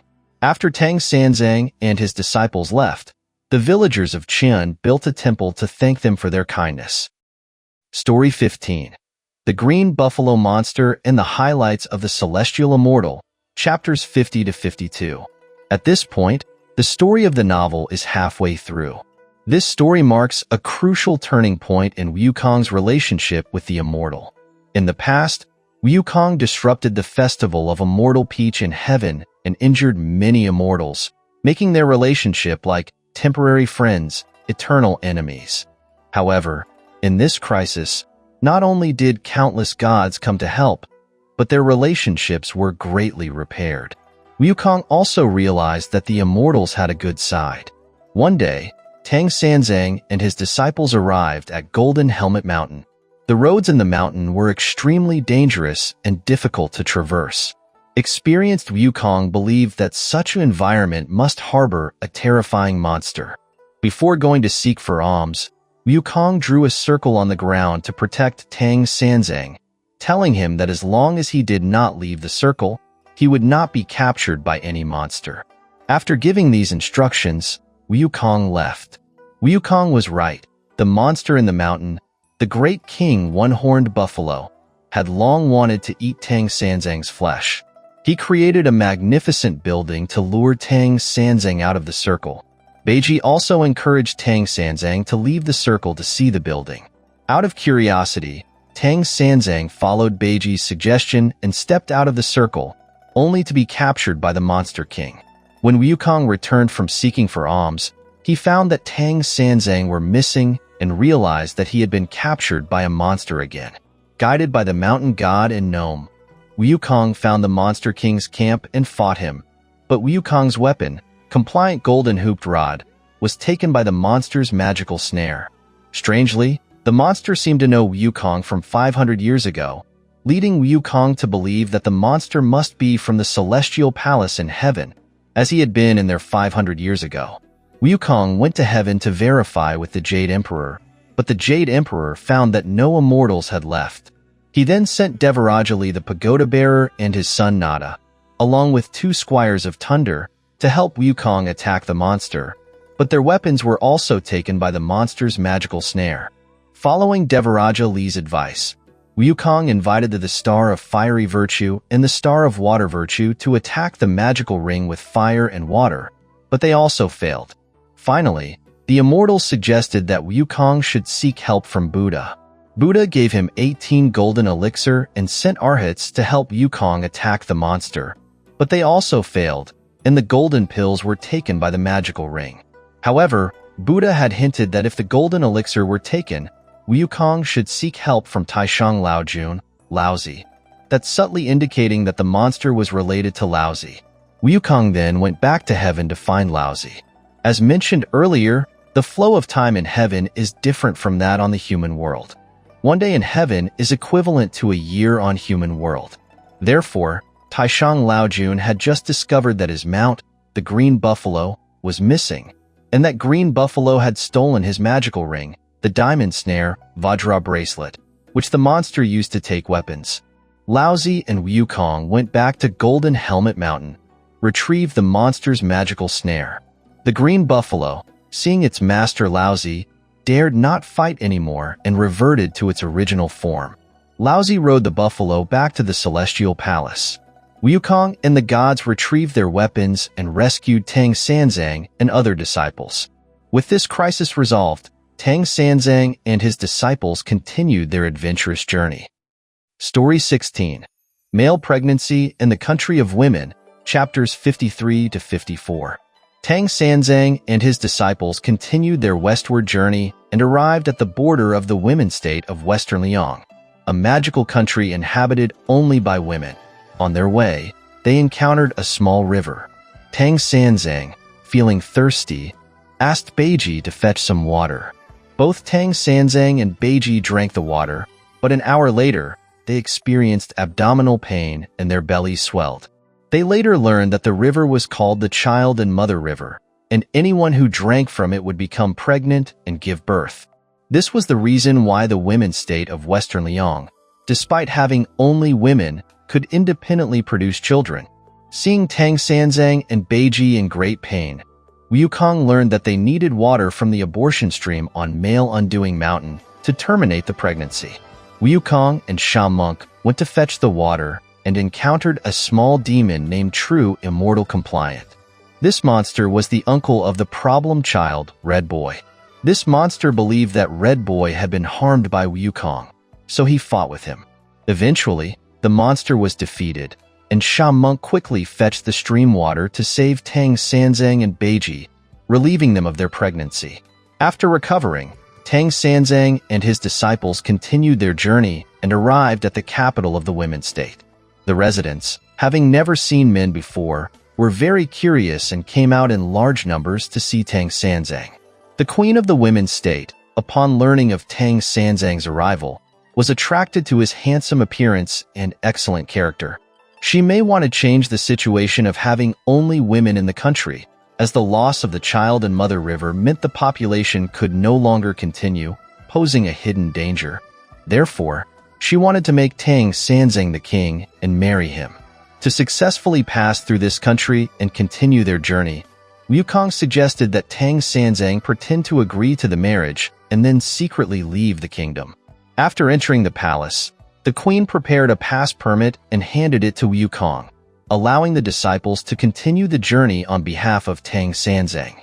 However, on the wedding night, Tang Sanzang sincerely told the queen about his important mission for scriptures.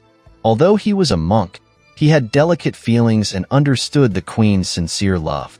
However, he had to make a painful choice for the sake of his mission. Tang Sanzang promised the queen that if there was a next life, he would marry her, and then prepared to leave. At this moment, a spirit suddenly appeared, creating a strong wind and capturing Tang Sanzang. The lovesick queen mistakenly believed that Tang Sanzang had ascended to heaven and become an immortal, lamenting their lack of fate and giving up on this love.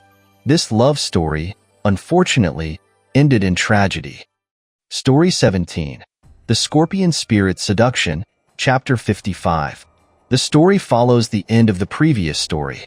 A scorpion spirit captures Tang Sanzang with a whirlwind and takes him to her lair in Cave of the Lute on Toxic Foe Mountain.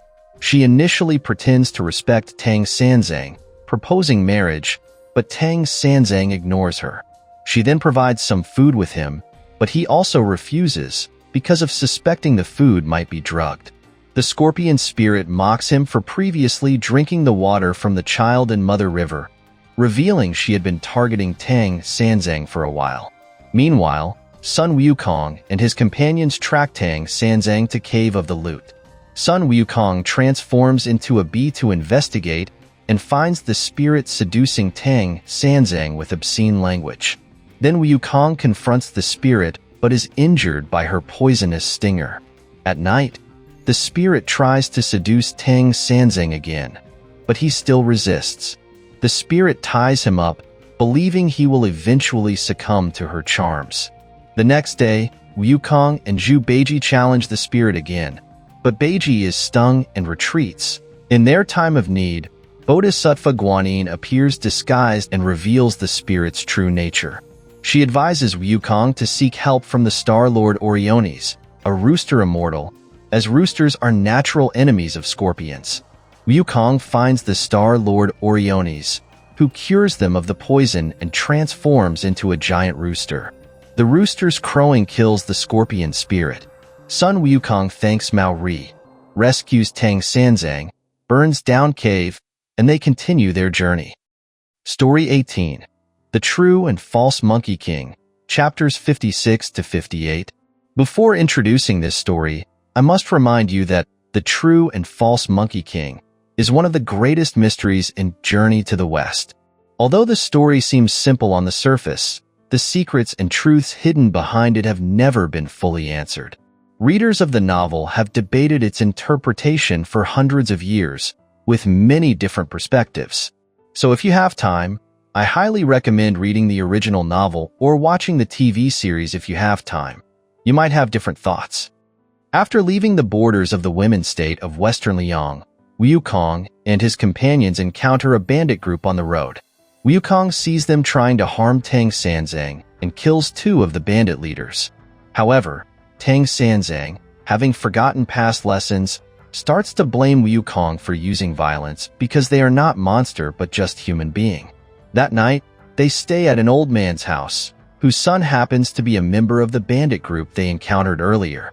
The son tries to kill Tang Sanzang, but Wukong discovers and kills him. By seeing Wukong disobeying him and killing again, Tang Sanzang punishes Wukong by tight fillet spell. Wukong, feeling wronged, argues with Tang Sanzang, and in anger, Tang Sanzang expels Wukong from the group. Unlike the previous expulsion during White Bone Demon, this time Wukong feels truly innocent and betrayed by Tang Sanzang. Wukong goes to the South Sea to complain to Bodhisattva Guanyin, who patiently comforts him. Calmed down, Wukong decides to stay with Guanyin, believing that Tang Sanzang will soon ask him to return. Meanwhile, Tang Sanzang continues westward.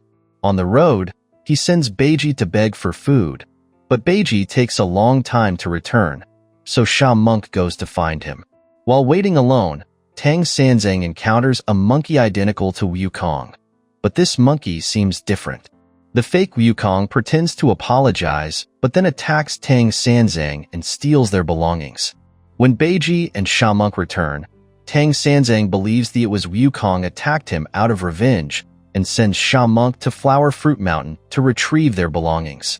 Sha Monk encounters the fake Wukong at Flower Fruit Mountain and is defeated.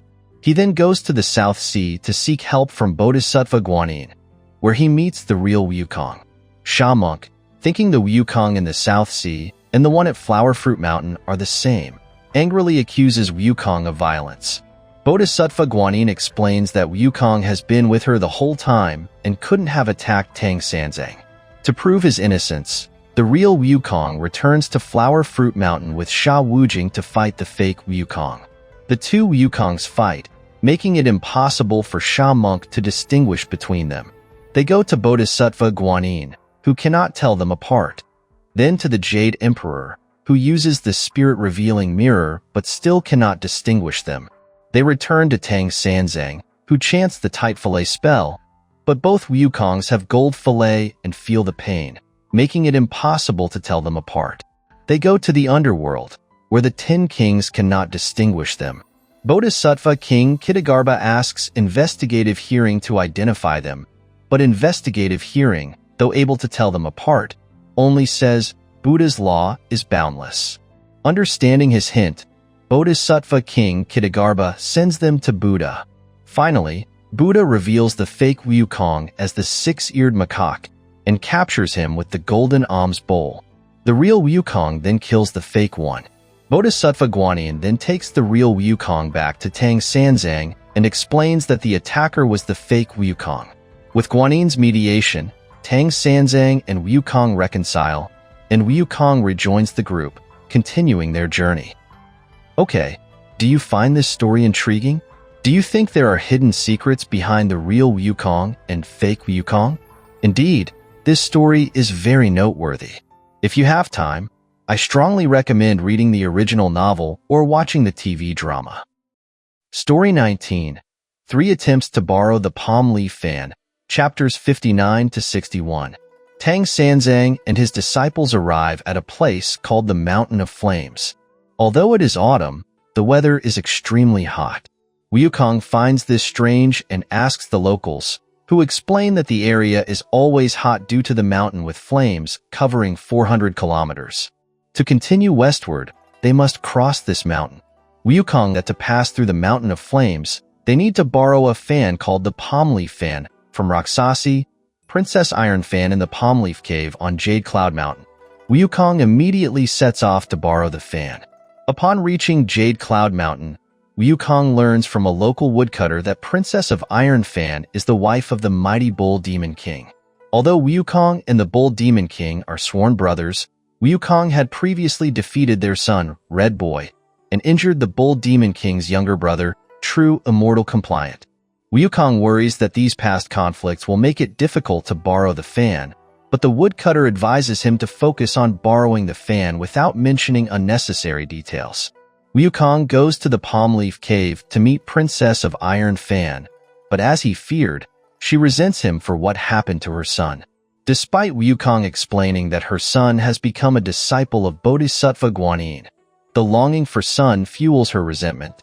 They fight, and although Wukong is stronger, Princess Fan is powerful. She uses it to blow Wukong away, coincidentally to Bodhisattva Lingji's residence. Bodhisattva Lingji gives Wukong a pill called Wind-Fixing Pill, which makes him immune to any wind. Armed with this pill, Wukong returns to Princess Iron Fan. This time, he transforms into a small insect and enters her body while she drinks tea, attacking her from within. In pain, she agrees to lend him the fan. However, when Wukong tries to extinguish the mountain's flames with the fan, the fire grows stronger. Wukong realizes he has been deceived with a fake fan. After failing to extinguish the fire, Wukong changes his approach. He summons the gnome to learn the origin of flame on mountain. Gnome reveals that the mountain was created 500 years ago when Wukong kicked over Laozi's alchemy furnace during his Havoc in the Celestial Palace, causing the furnace's fire bricks to fall to earth.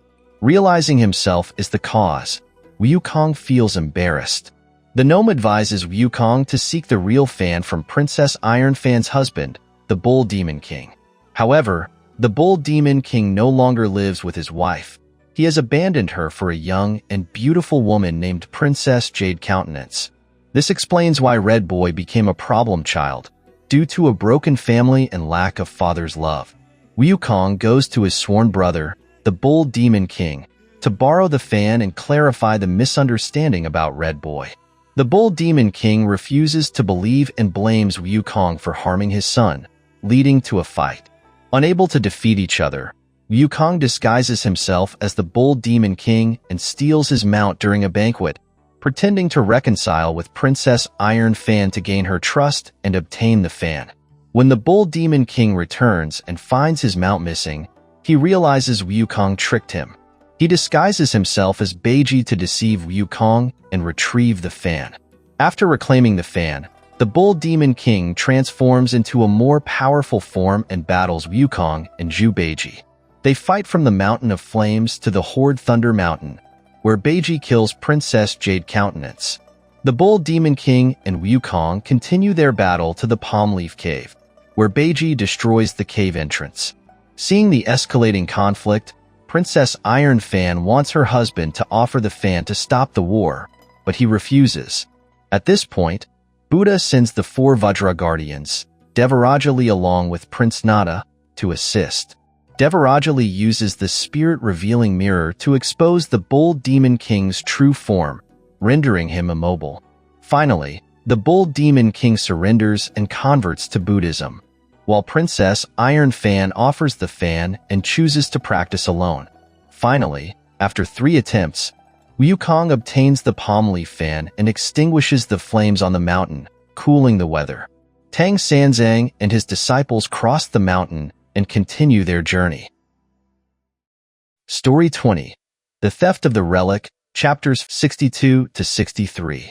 After passing through the Mountain of Flame, Tang Sanzang and his disciples arrived at the Sacrifice Kingdom. They discovered that the monks of this country were imprisoned. This was because the kingdom, which a powerful nation in the western regions, had a temple called the Golden Light Monastery. The monastery's pagoda housed the most precious Buddhist treasure, the relic, and was shrouded in auspicious clouds. Therefore, neighboring countries regarded Sacrifice Kingdom as a nation chosen by Buddha, making it their suzerain state. However, 3 years ago, a rain of blood fell on monastery, and the pagoda experienced the theft of the relic. Consequently, the neighboring countries no longer respected Sacrifice Kingdom. The monks of the Golden Light Monastery were falsely accused of being thieves, and the king, without any investigation, imprisoned all the monks. Tang Sanzang and his disciples stayed at the monastery that night. As a devout Buddhist, Tang Sanzang promised to clean the pagoda whenever he saw one. So, that night, Tang Sanzang went to clean the pagoda, accompanied by Wukong for his safety. When they reached the 10th floor of the pagoda, Tang Sanzang was exhausted, and the considerate Wukong continued cleaning on his behalf. However, upon reaching the top of the pagoda, Wukong discovered 2 monsters, Busy Bubble and Bubble Busy, conspiring there. Wukong captured the 2 monsters and, after interrogating them, learned that the relic was not stolen by the monks, but by the All Saints Dragon King of the Green Wave Lagoon. The next day, Tang Sanzang informed the king about the true culprit behind the theft and presented the 2 monsters as witnesses. The king was very grateful to Tang Sanzang and his disciples and released the monks. He then requested Tang Sanzang and his disciples to capture the culprits and retrieve the national treasure, the relic. Wukong and Bajie then went to the Green Wave Lagoon on the Scattered Rocks Mountain, where the Dragon Palace housed the Dragon King, Dragon Granny, Princess, and the 9-headed insect, who was the mastermind behind the theft. Wukong killed the Dragon King, and the 9-headed insect fled back to the palace. Knowing that fighting underwater was not Wukong's forte, the passing Erlang God and 6 brothers of Plum Mountain assisted Wukong. Erlang God injured the 9-headed insect, who fled desperately into the sea, never to be seen again. Wukong then transformed into the nine-headed insect and retrieved the relic from the dragon princess. After successfully retrieving the treasure, Bajie killed the princess and captured Dragon Granny. Wukong and Bajie brought Dragon Granny back to Kingdom, where she confessed her crimes. The relic was finally returned to the Golden Light Monastery. The king was very grateful for Wukong's help and renamed the Golden Light Monastery to Fulong Monastery, meaning the dragon that committed crimes was punished.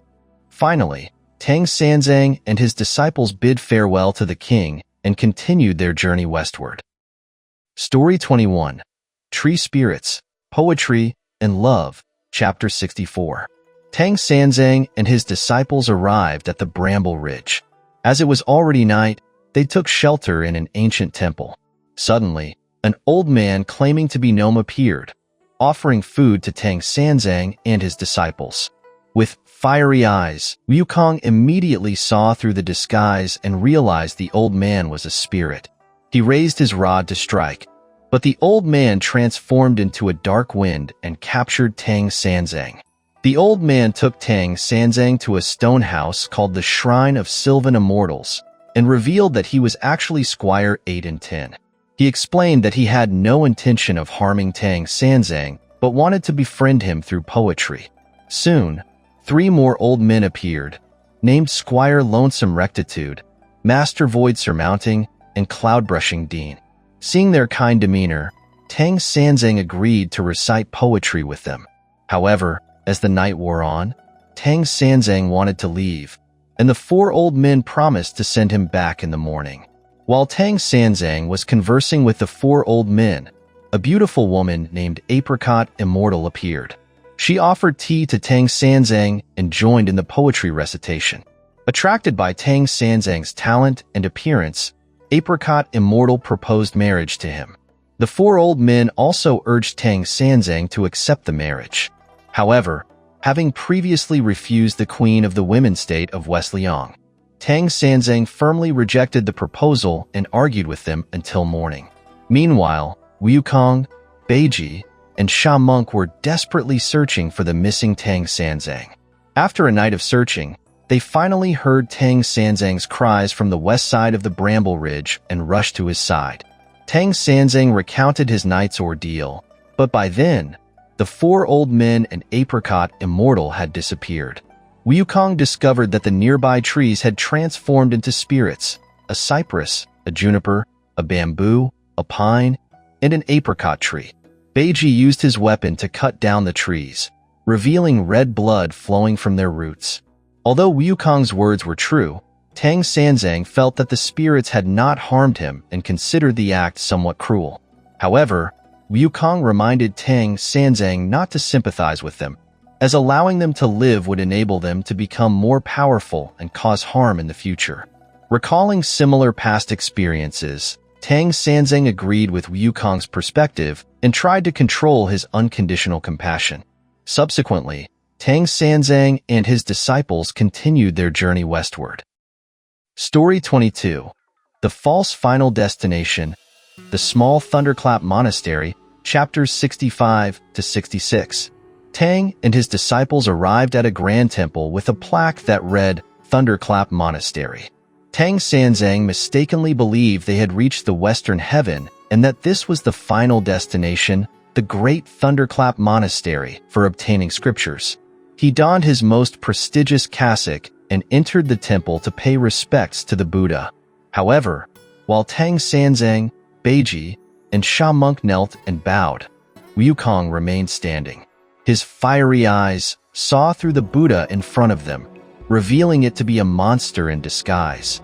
He took up his golden hooped rod to strike the despicable monster, but the monster had a magical treasure, the golden symbol, which trapped the careless Monkey King inside.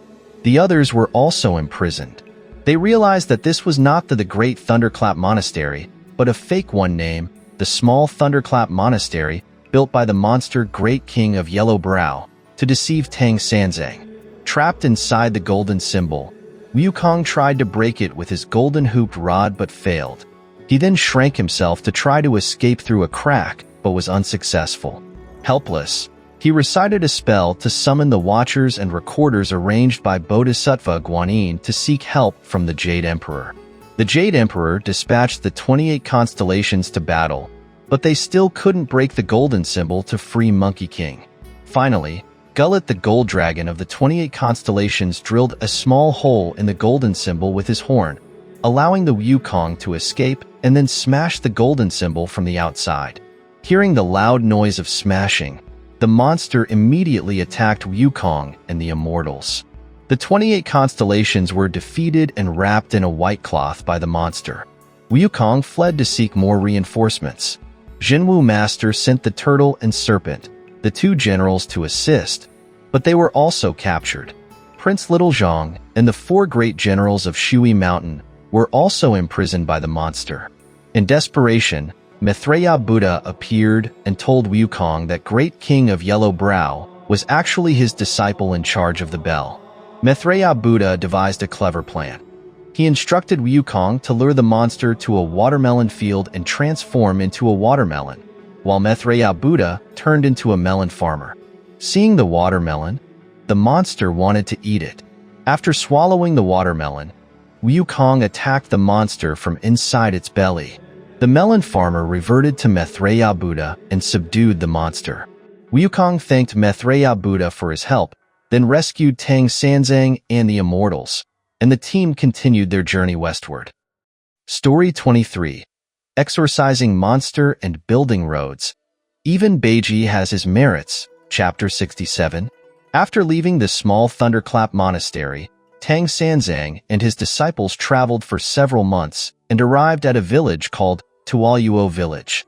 The village elder told Master Tang that 15 kilometers to the west was the Mountain of 7 Extremes, where persimmon trees grew, but the road was very difficult to traverse. Tang Sanzang and his disciples stayed at the elder's house for the night. The elder said that there was a monster in the mountain that often came to the village to eat people and had already eaten many innocent villagers. Previously, the villagers had invited many monks and Taoists to defeat the monster, but they were also eaten by the monster. Wukong reassured the elder, saying he would defeat the monster. Late at night, the monster indeed came to the village to eat people. Monkey King and Bajie fought the monster until morning. The monster fled to the Mountain of 7 Extremes, which emitted a very foul smell. To escape, the monster reverted to its original form, a red-scaled python monster, and quickly burrowed into a hole. Wukong stirred the cave with his golden-hooped rod while Bajie guarded the back door. The python suddenly appeared and swallowed Wukong. Inside the python, Monkey King attacked it, while Bajie attacked from the outside. Finally, the python was killed. Bajie dragged the python's body back to the village. The villagers were very happy and grateful for their help. After the farewell, the disciples arrived at the entrance of Slimy Shit Alley. Shit means rotten persimmon. They found that the over-matured persimmons piled on the ground made it difficult for people to pass. The grateful villagers were willing to help clear the road, but it would take a lot of time. Wukong suggested that Bajie use his large body to push the persimmons aside. Bajie found the task dirty and tiring, but after Tang Sanzang's persuasion, he agreed to help and transformed into a giant pig. He worked hard to clear the persimmons, and the villagers brought out food to motivate Bajie. Bajie worked while eating and finally cleared all the persimmons, creating a clean road. The villagers were very grateful to Bajie because he not only helped them kill the evil monster, but also built a road for them. Finally, the disciples bid farewell to the villagers and continued their journey westward. Story 24. The Divine and Skilled Dr. Sun Wukong. Chapter 68 to 71. Tang Sanzang and his disciples arrive in Scarlet Purple Kingdom and stay at the Huitong Hotel. On the surface, Scarlet Purple Kingdom appears to be a peaceful and normal country, so Tang Sanzang wants to meet the king immediately to obtain a pass to leave the kingdom. However, Wukong and Bajie, thinking there is nothing urgent, go for a stroll in the city. They discover a notice from the king seeking medical help. Wukong uses his invisibility spell to secretly take down the notice and places it in Bajie's pocket before leaving. A nearby eunuch sees this and mistakes Bajie for the divine doctor, refusing to let him go. Bajie explains that the real doctor is Wukong, and they return to the Huitong Hotel to fetch him. Wukong enters the palace to treat the king, using the traditional Chinese medicine technique of pulse diagnosis with a silk thread. He diagnoses the king with a condition metaphorically described as two birds losing each other. It's a metaphor for lovesickness. Wukong prepares 3 pills called Bird Golden Elixir, which successfully cure the king. Grateful for his recovery, the king reveals that 3 years ago, a monster named Jupiter's rival kidnapped his beloved consort, the Lady Golden Sage Palace. The monster frequently demands palace maidens from passing travelers. Because Immortal Ziyang used a special garment to protect ladies' chastity, the monster can only take others. Outraged by the monster's actions, son Wukong decides to help the king capture the monster. Wukong goes to the Unicorn Mountain, where Jupiter's rival resides. He first kills a minor monster named Going and Coming, then disguises himself as the minor monster to infiltrate Jupiter's rival's cave. Gaining the monster's trust, Wukong meets the Lady Golden Sage Palace and explains his task by using King's Token to earn her trust. Following Wukong's plan, the lady pretends to abandon her chastity to trick the monster into giving up his magical treasure, the purple gold bell. However, Wukong doesn't know how to use the treasure and is discovered by the monster takes it back. Later, Wukong and the lady collaborate again. Wukong replaces the real treasure with a fake one, ultimately succeeding in taking the purple gold bell. With the real treasure, Wukong traps Jupiter's rival.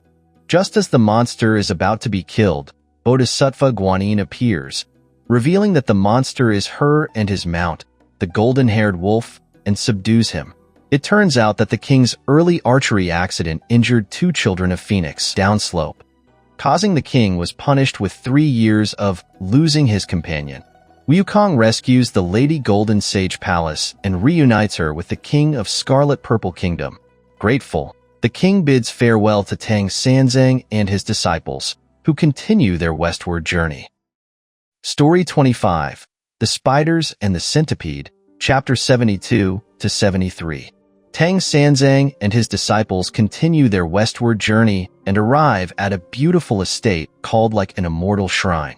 Over time, Tang Sanzang's relationship with his disciples becomes more harmonious.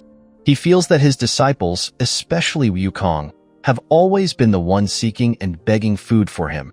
So this time, Tang Sanzang decides to find food for his disciples himself. He opens the gate of the estate and finds 7 beautiful young women inside. They welcome Tang Sanzang but actually offer him human flesh to eat. Tang Sanzang is shocked and realizes the danger. But before he can leave, the 7 women tie him up with ropes.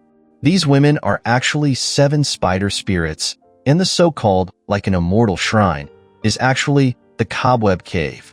To prevent others from discovering the cave, they use cobweb ropes from Wukong to hide the entrance. When Wukong, Bajie, and Sha Monk notice that their master hasn't returned, they go out to search for him. Son Wukong finds the 7 spider spirits bathing in purgation spring. He transforms into an eagle and steals their clothes, intending to trap the spirits and rescue Tang Sanzang. However, Bajie is tempted by the beauty of the spider spirits and transforms into a fish, swimming between their legs.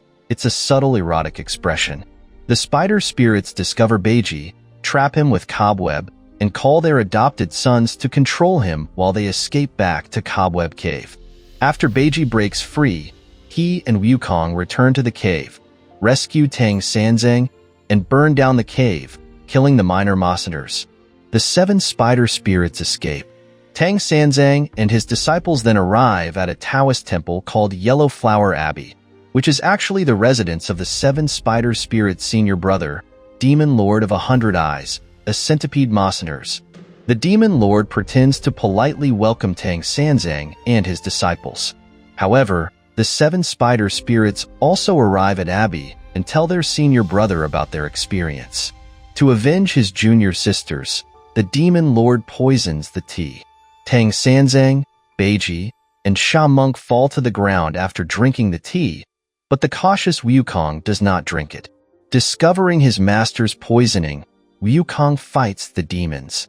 He first kills the 7 spider spirits. The demons' 1,000 eyes on his belly emit golden light, trapping Wukong. Fortunately, the old dame of Li Mountain appears and instructs Wukong to go to the 1,000 Flowers Cave the Purple Cloud Mountain, to seek Bodhisattva Pralamba. Bodhisattva Pralamba uses a needle to destroy the golden light emitted by the demon lord and reverts him to his original form, a large centipede. Finally, Sun Wukong rescues Tang Sanzang, and they continue their westward journey. Story 26. The Monster Kingdom, Lion Camel, Chapters 74-77. Tang Sanzang and his disciples continue westward and arrive at a place called Lion Camel Mountain or Ridge. This area is known for having the most powerful monsters in full story. The gold star of Venus transforms into an old man and warns Wukong that the monsters ahead are formidable. In Lion Camel Cave, there are 3 terrifying monster kings with hundreds of thousands of monsters under their command. However, Wukong dismisses the Immortal's warning. Seeing his warning ignored, the Immortal sternly tells Bajie that the path ahead is extremely dangerous. Bajie relays the warning to Tang Sanzang, who becomes very frightened. Wukong realizes the difficulty of this situation is extraordinary because this is the first time the Immortal have come to help without any ask. Wukong then hopes the Gold Star of Venus to seek reinforcements from the Jade Emperor. The Gold Star of Venus agrees on the surface and then leaves. Wukong goes ahead to scout the path, disguising himself as the mountain patrol monster, Chief Windcutter, to gain the trust and information from the little monster, Little Windcutter. After killing the little monster, Wukong transforms into Little Windcutter to enter Lion Camel Cave. He tries to scare the 3 demon kings but is recognized and trapped in the Yin-Yang double force face. Wukong uses the 3 life-saving hairs given by Bodhisattva Guanyin to create tools and drills a hole from inside the bottle to escape. After scouting, Wukong informs Tang Sanzang about the monsters. Wukong and Bajie then attack the monsters. During the battle, Wukong is swallowed by the Lion King. He attacks from inside the Lion King's stomach, forcing the Lion King to promise to let Tang Sanzang leave safely.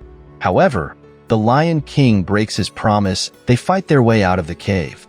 The Elephant King rushes out to fight Wukong and is eventually subdued. Bajie leads the Elephant King by his trunk to meet Tang Sanzang, to promise to let them leave safely. However, after returning, the Elephant King, Lion King, and the Great Eagle Rock discuss the situation. The Eagle Rock disagrees with ending the conflict and proposes a lure the tiger away from the mountain strategy, pretending to escort Tang Sanzang to his territory, the Lion Camel State. The Lion King respectfully invites Tang Sanzang to continue the journey. On the way, Tang Sanzang and his disciples do not notice the plot and everything seems safe. However, when they reach a city, Wukong senses a strong monster presence. The Great Eagle Rock suddenly appears and attacks Wukong. Bajie and Sha Monk also fight the monsters. Due to the overwhelming number of monsters, Tang Sanzang and his disciples are eventually captured. The monsters put them in an iron pot, intending to cook them in hot water. Wukong temporarily escapes using a fake body to seek help from the Dragon King of North Ocean, asking him to blow on the boiling pot to prevent Tang Sanzang from being cooked. Despite Wukong's efforts to temporarily save Tang Sanzang, Bajie, and Sha Monk, they are still captured by the Monster Lord. With no other options, Wukong seeks help from Buddha. Wukong fears Buddha might not help, so he pretends to want to remove the gold fillet and return to Flower Fruit Mountain. Finally, Buddha tells Wukong that the Lion King is Bodhisattva Manjusri's mount, the Elephant King is Bodhisattva Samantabhadra's mount, and the Great Eagle Rock is actually Buddha's uncle. Wukong then understands why the Jade Emperor's reinforcements never came. It was an internal matter of Buddha and the Bodhisattvas. The Jade Emperor, considering Buddha's dignity, did not intervene but sent the Gold Star of Venus to warn Wukong.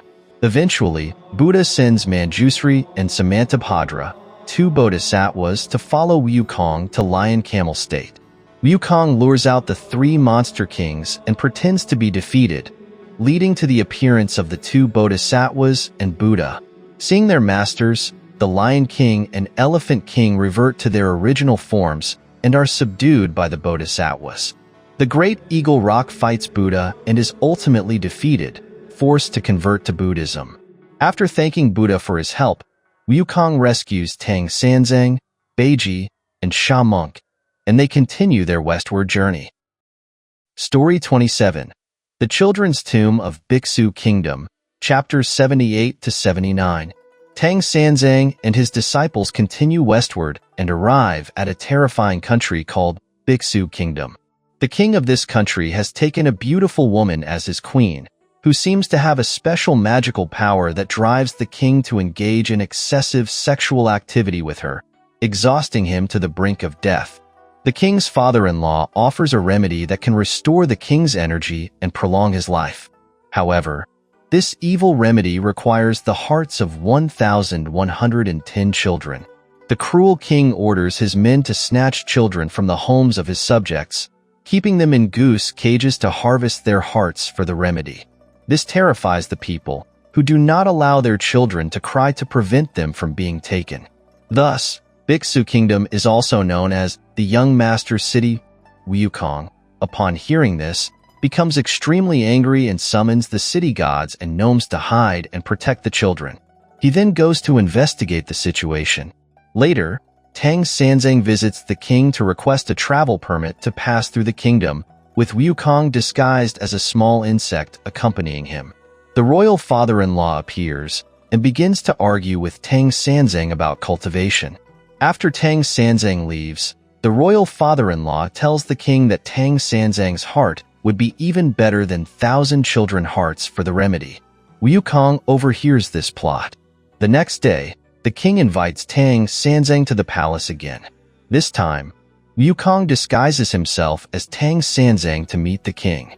The king directly asks for his heart, and Wukong pretends to agree, pulling out many fake hearts from his chest to mock the king and his father-in-law, revealing the father-in-law's evil nature. The king is terrified by Wukong's heart show, and the father-in-law, realizing that the supposed Tang Sanzang is actually Wukong in disguise, then escapes. The king's father-in-law and the queen escape together, having cast an evil spell on the king. When the king discovers they are monsters, he hopes Wukong for help to kill them. Wukong and Bajie learn that the monsters reside at the Pure Fluorescence Village on Willow Slope and engage in battle with the royal father-in-law. Just as the monster is about to be killed, Star of Longevity appears and explains that the monster is actually his mount, the white deer, and asks Wukong to spare its life. Wukong agrees. Meanwhile, Bajie kills the queen, discovering she is actually a white-faced vixen. After eliminating the monsters, Star of Longevity to meet the king. The king is very grateful and hosts a banquet to thank them. Once the children of Bxu country are safe, Tang Sanzang and his disciples continue their westward journey. Story 28. The Monk Eater, Chapters 80 to 83. Tang Sanzang and his disciples continue westward and arrive at Black Pine Forest. Tang Sanzang meditates on the Heart Sutra here and suddenly hears a woman crying for help. The kind-hearted Tang Sanzang follows the sound and sees a woman tied to a pine tree, so he wants to rescue her. However, Wukong uses his fiery eyes to see through the woman's disguise as a spirit and advises his master not to save her. Despite Wukong's warning, Tang Sanzang is moved by the woman's cries and rescues her. Later, Tang Sanzang and his disciples, along with the woman, arrive at Sea Pacifying Chan Grove Monastery. Suddenly, Tang Sanzang falls ill, and strangely, young monks in the monastery start disappearing. It turns out that the woman is a spirit who has been killing the monks. Over 3 days, she eats 6 young monks, causing great fear among the monks in the monastery. Upon learning that the spirits has been eating monks, Wukong disguises himself as a young monk to lure the spirits. When the she appears, Wukong immediately fights her. Realizing she cannot defeat Wukong, the demon captures Tang Sanzang and uses a flower shoe as her illusion to escape. She takes Tang Sanzang to the bottomless cave, Mount Void entrapping, intending to marry him and absorb his essence through sexual intercourse to become immortal. Wukong and Bajie discover their master's disappearance and locate the spirit's lair. Wukong transforms into a peach and is swallowed by the her. He causes havoc inside her stomach, forcing her to surrender and agree to release Tang Sanzang from the cave.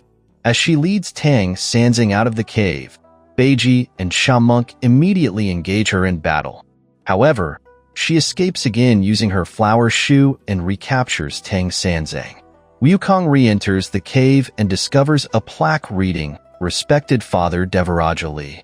It turns out the spirit is the daughter of the heavenly general Devaraja Li, the pagoda bearer. Wukong goes to the heavenly palace to accuse Devaraja Li. With the mediation of the Gold Star of Venus, Wukong agrees to join forces with Devaraja Li and Prince Nada to fight the spirit. The spirit is actually a golden-nosed, white-haired rat spirit who stole the treasure of Buddha and was captured by Devaraja Li before. Buddha persuaded Devaraja Li to spare her life, so she became his adopted daughter and descended to the mortal world as Mistress Groundrushing. When Devaraja Li finds the spirit, she kneels and begs for mercy upon seeing her father. The heavenly soldiers capture her and the other little spirits, taking them to the heavenly court to await the Jade Emperor's judgment. Meanwhile, Wukong rescues Tang Sanzang, and the disciples continue their westward journey. Story 29.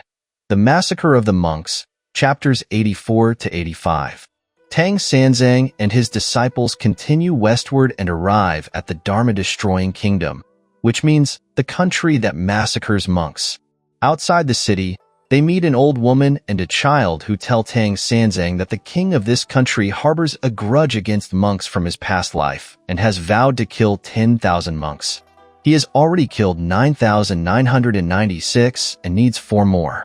Tang Sanzang is shocked because they happen to be 4 monks, excluding the white dragon horse. After the old woman and child leave, Wukong reveals that they were actually Bodhisattva Guanyin and Sadhana. To pass through the country safely, Wukong sneaks into the city at night to gather information. At an inn, he sees some merchants and comes up with a plan. While the merchants sleep, Wukong takes their clothes, allowing Tang Sanzang and others to disguise themselves as merchants and enter the city. To avoid detection, they change their names to Tang 1, Sun 2, Zhu San, and Sha 4, all merchant titles. Once in the city, they head straight to the inn. Claiming to be horse traders, the innkeeper warmly welcomes them and offers good meat and wine, but the monks insist on vegetarian food, claiming it is a fasting period. They also request to sleep in a dark place. Fearing they might be monks and bring disaster, the innkeeper lets them sleep in a large chest, locking up their belongings and the white dragon horse. Coincidentally, robbers break in at midnight. Wukong tricks them into believing they have a lot of money and convinces them to carry the chest to the west side to leave the city. However, they are taken to the east side instead. The patrol officer discovers the robbers, who flee, leaving the chest behind. The officer takes the chest to the palace, intending to deal with it in the morning. Bajie is terrified, thinking they have been delivered to the cruel king, who only needs 4 more monks to reach his goal of 10,000. To solve the problem, Wukong escapes from the chest and uses magic to put the king and his ministers to sleep, shaving their hair to look like monks. In the morning, the king and ministers find themselves bald. At the national meeting, the ministers confess to the king. Seeing they all share the same fate, the king interprets it must be a warning from Buddha and vows to stop killing monks. Just then, the chest is brought before the king, revealing the 4 monks inside. After explaining their mission to retrieve scriptures from China, the king repents for his massacre of monks and decides to become a Buddhist. Finally, the king asks Tang Sanzang to rename the country. Tang Sanzang gives it the new name, the Dharma-honoring kingdom. With the issue resolved, Tang Sanzang and his disciples continue their westward journey. Story 30. Tang Sanzang is dead? Chapter 85 to 86. Tang Sanzang and his disciples continue their journey, but suddenly a strong wind blows, making Tang Sanzang worry about nearby monster. He sends Wukong to investigate. Wukong discovers about 40 ordinary little monsters ahead. He tricks Bajie into thinking there's a village ahead and sends him to seek for food. Greedy for food, Bajie goes. But when he asks the monster for food, they laugh because they are waiting to eat amongst themselves. Realizing he was tricked, Bajie blames Wukong and attacks the monsters, who flee to their leader, the great king of South Mountain. Wukong joins the fight and drives the monsters away. Meanwhile, a little monster from Lion Camel Ridge, iron-backed gray wolf monster, has escaped to this place and informs the Monster King about Wukong's strength. The wolf monster devises a sinister plan called the Plum Blossom Split Strategy. The Monster King orders 3 little monster transform into his likeness. These 3 trick Wukong, Bajie, and Sha Monk, leaving Tang Sanzang alone. The Monster King successfully captures Tang Sanzang and takes him back to their camp. At his camp, there is also a woodcutter who cries upon seeing Tang Sanzang captured, as he has an elderly mother to care for and doesn't want her to lose support. Meanwhile, Wukong, Bajie, and Sha Monk defeat the little monsters and realize they were tricked. They return to find their master missing and blame each other for losing him. After arguing, they start searching for the monster's camp. The Broken Peak joined ring cave won the mist-concealing mountain. Bajie breaks a large hole in cave's gate, alarming the gatekeeper monster who reports to the Monster King. To safely eat Tang Sanzang's flesh, the wolf monster devises a cruel plan. They find a large tree root, transform it into Tang Sanzang's head, and throw it in front of Wukong and the others, claiming Tang Sanzang has been eaten. Bajie and Sha Monk cry, but Wukong exposes the trick. The sound of the fake head hitting the ground is wrong, due to different weight and hardness. To deceive Wukong further, the demon finds a real human head and transforms it into Tang Sanzang's head.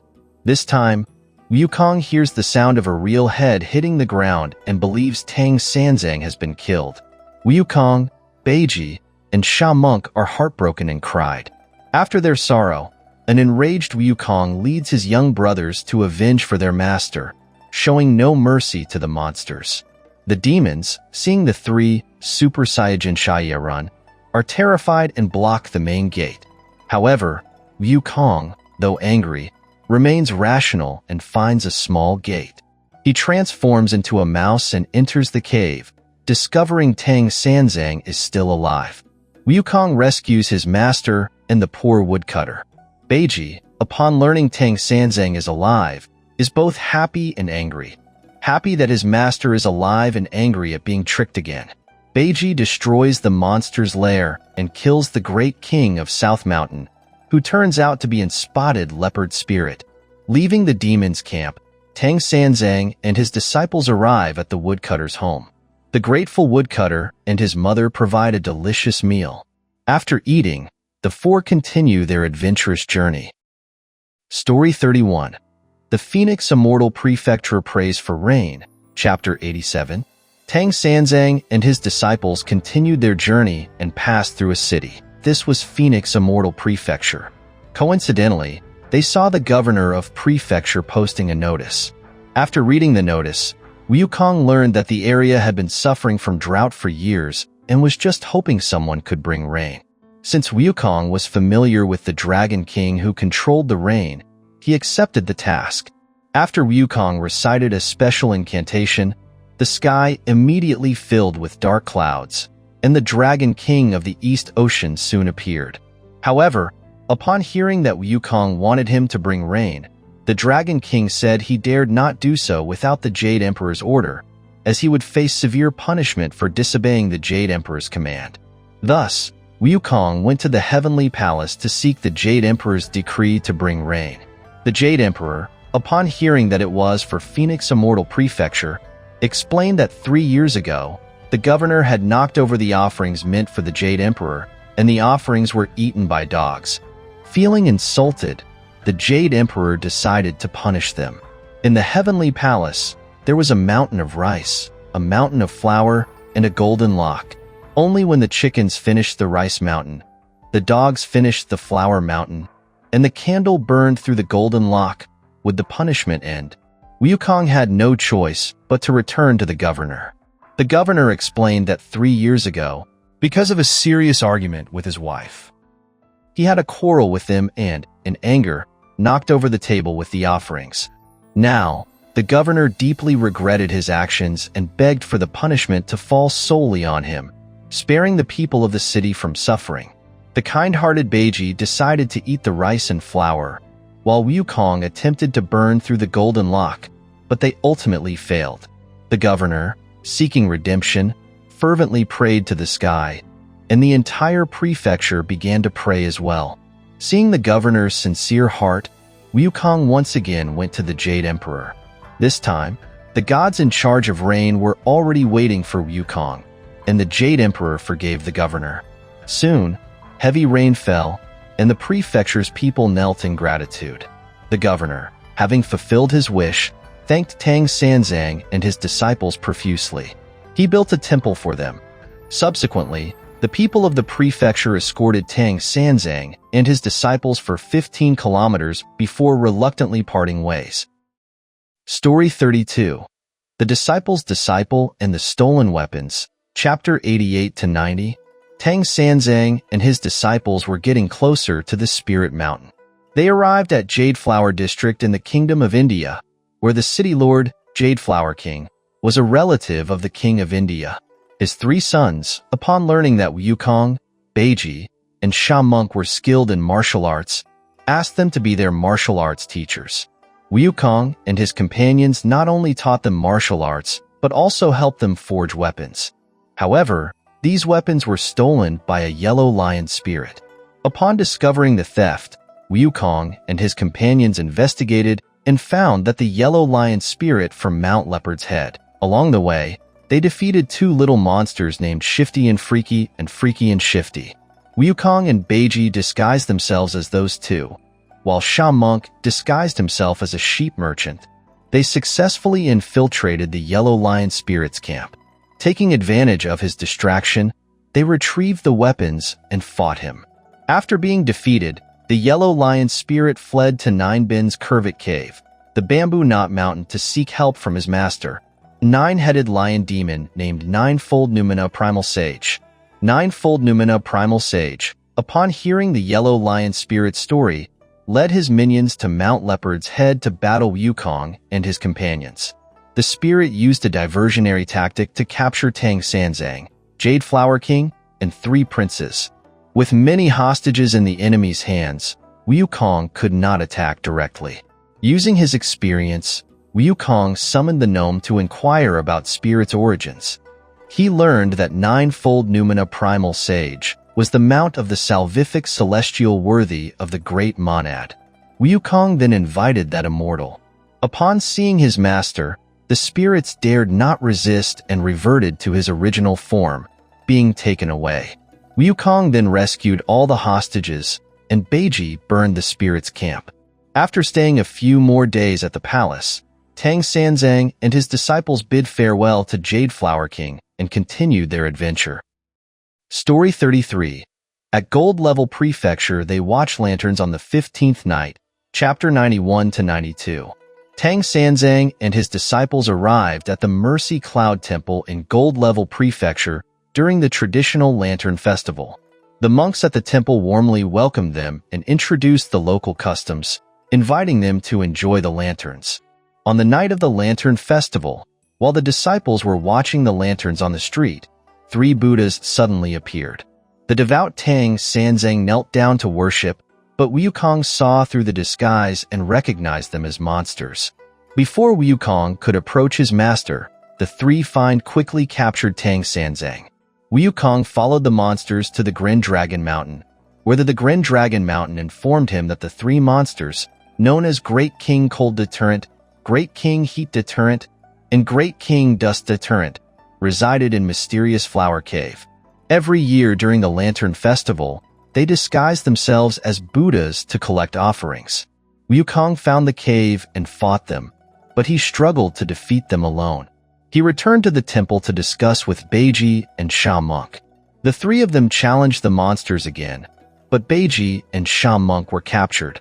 Realizing the demon's strength, Wukong went to the heavenly palace to seek reinforcements. Wukong explained the demon's origins to the Jade Emperor, who then dispatched Celestial Master Su and the 4 wood creature stars to assist in the battle.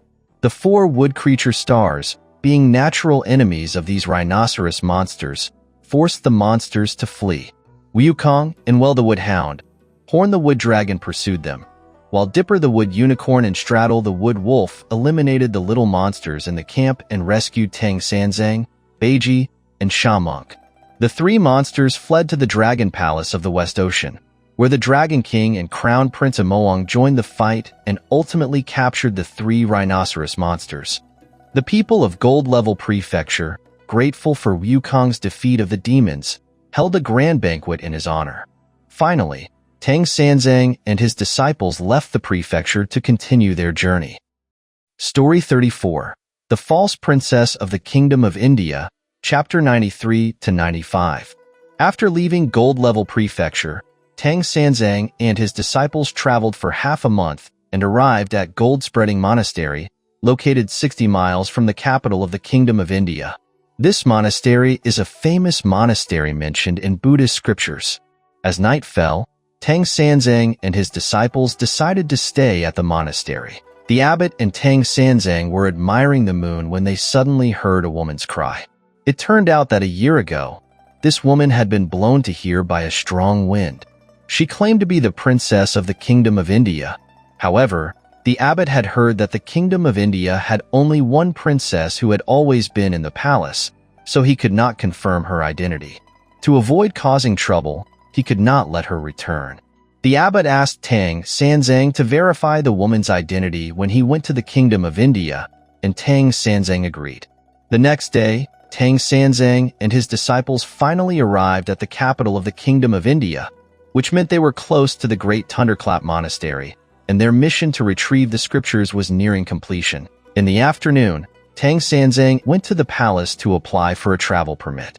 On the way, they happened to encounter the princess of the kingdom, who was throwing an embroidered ball to choose a husband. The ball landed on Tang Sanzang's head.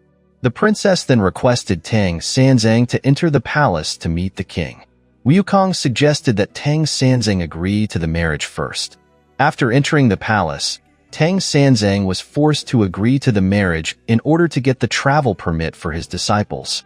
The king agreed to give the pass permits and announced that Tang Sanzang would marry the princess on the 12th. On the 12th, Wukong transformed into a small bee and followed Tang Sanzang. When the princess appeared, Sun Wukong used his fiery eyes to immediately recognize her as a spirit. It turned out that the woman at Gold Spreading Monastery was the real princess, and the princess in the palace was a spirit in disguise. Wukong immediately attacked her. The spirit fled to the land temple in the back garden, took out a short stick, and fought with Wukong. However, she was no match for Wukong and hurriedly fled. Wukong chased her to Mount Hairbrush and learned that there were only 3 rabbit holes in the mountain and no other spirits. After a thorough search, Wukong finally found the spirit in one of the rabbit holes. Just as he was about to kill her, the Lord of the Moon, the Star Lord of Supreme, suddenly appeared. The Star Lord told Wukong that the false princess was the he-jade rabbit of Vast Coal Palace, and the real princess was the Lady White of the Toad Palace. She had once hit the jade rabbit, and later the Lady White came to the human world and became the princess of the Kingdom of India. The jade rabbit followed her to the human world to seek revenge and used a strong wind to blow the princess away. Sun Wukong agreed to forgive the jade rabbit, but demanded that she testify in the Kingdom of India. Wukong then explained the situation to the King of India, who thanked and brought the real daughter back from Gold Spreading Monastery. Afterward, Tang Sanzang and his disciples bid farewell to the King of India and continued their westward journey, with their destination in sight. Story 35. The Resurrection of Squire Co. Chapter 96-97. Tang Sanzang and his disciples traveled for another half-month, and arrived at Numinous Earth District in the Bronze Estrade Prefecture. They came across a house with a sign at the entrance that read, "Service for 10,000 monks." An elderly man was sitting at the door. Seeing the peculiar appearance of Tang Sanzang and his disciples, the old man was not afraid, but instead invited them into his home. The old man introduced himself as Ko Hong, Squire Co, 64 years old. At the age of 40, he vowed to provide vegetarian meals to 10,000 monks to achieve inner fulfillment. Now, he was just 4 monks short, so he was very happy to meet Tang Sanzang and his disciples. To complete his vow, Squire Co begged Tang Sanzang and his disciples to stay for a few days until the fulfillment ceremony was held. Tang Sanzang thanked Squire Co for his hospitality and agreed to his request. Half a month had passed because the great Thunderclap monastery was in sight. So Tang Sanzang and son Wukong pretended to quarrel, forcing Squire Co to let them continue their westward journey. The next day, Squire Co invited many monks, and after the ceremony, Tang Sanzang and his disciples set off. Squire Co escorted them for dozens of kilometers, pleading with Tang Sanzang to visit him again after obtaining the scriptures. Tang Sanzang and his disciples arrived at a place called Bright Light Travel Court. Tang Sanzang had heard of Bodhisattva Huaguang, who was demoted for eliminating the Poison Fire Ghost King, so he guessed this must be Bodhisattva's residence. However, upon entering the court, they found it overgrown with weeds, and they feared there might be monsters nearby, so they did not sleep all night. Meanwhile, after Squire Co completed the fulfillment ceremony, he was targeted by a group of bandits. The bandits came at night to rob him and accidentally killed Mr. Co. After his death, his wife believed that treating monks well did not bring good fortune. She blamed Tang Sanzang for bringing disaster to her family and went to the prefecture office to accuse Tang Sanzang. The magistrate, hearing only Mrs. Ko's side of the story, sent his officers to arrest Tang Sanzang. On the way, Tang Sanzang and his disciples encountered the bandits who had killed Squire Co. The bandits tried to rob them of their horses and luggage, but Wukong used his magic to capture the bandits and discovered they had stolen Squire Co's belongings. With the stolen goods recovered, Tang Sanzang and his disciples decided to return them to Squire Co to repay his hospitality. However, the officers encountered Tang Sanzang and his disciples with the stolen goods and assumed they were the bandits. They arrested Tang Sanzang and his disciples and took them back to prefecture. At the trial, the magistrate wanted to torture them for a confession. Wukong voluntarily confessed to prevent Master from suffering. That night, Wukong transformed into a small insect and went to Squire Co's house. He learned the truth from neighbors and in anger, went to scare Mrs. Co. She admitted her mistake and prepared to withdraw her accusation the next day. On his way back, Wukong transformed into an immortal and reprimanded the magistrate for arresting the wrong people. The next day at the trial, the magistrate decided to release Tang Sanzang and his disciples. Wukong felt sympathy for the kind Squire Co, believing he did not deserve such a tragic death. He went to the underworld to inquire about Squire Co's death. Through Wukong's efforts, Squire Co's lifespan was extended by 12 years. The kind Squire Co was finally resurrected. Grateful for Sanzang and his disciples' efforts, he decided to confirmly continue his Buddhist faith. Afterward, Tang Sanzang and his disciples continued their journey, with their final destination, the great Thunderclap Monastery, in sight. Story 36, Finale. 5 Sages Become Perfected, Chapter 98 to 100. The novel in this video reaches its finale. After a long journey of 14 years, Tang Sanzang and his disciples are finally about to reach their ultimate destination, the great Thunderclap Monastery. Meanwhile, the final challenges await them. After leaving the Bronze Estrade Prefecture, Tang Sanzang and his disciples travel for 7 days and finally arrive at their ultimate destination, the Spirit Mountain. They first arrive at Jade Perfection Abbey at the foot of the Spirit Mountain. The great Immortal of the Golden Head warmly welcomes them and arranges for them to rest at the temple. The next day, Tang Sanzang dons the brocade cassock, wears the pillar hat, and holds the tin staff. Under the guidance of the great Immortal, the disciples pass through the main hall of the temple and see the spirit mountain in the distance. They bid farewell to the great Immortal and begin climbing the mountain. After walking 5 or 6 miles, they suddenly see a river about 5 kilometers wide ahead. While Tang Sanzang worries about how to cross the river, Wukong discovers a single plank bridge with a sign that reads Cloud Transcending Ferry, which is the name of the river. Wukong wobbles across the bridge first, but Tang Sanzang and the others cannot cross. At this moment, a person appears on the water, holding a boat but without a bottom. Wukong recognizes the person as the conductor Buddha. Wukong then tells Tang Sanzang, Bajie, and Sha Monk to board the boat with confidence. Soon, they safely cross the river and their body becomes sage. Tang Sanzang and his disciples finally reach the top of the Spirit Mountain and arrive at the gate of the great Thunderclap Monastery. They have finally reached their ultimate destination. The 4 Vajra Guardians lead them inside, and a divine monk informs Tathagata Buddha that the scripture seekers have finally arrived.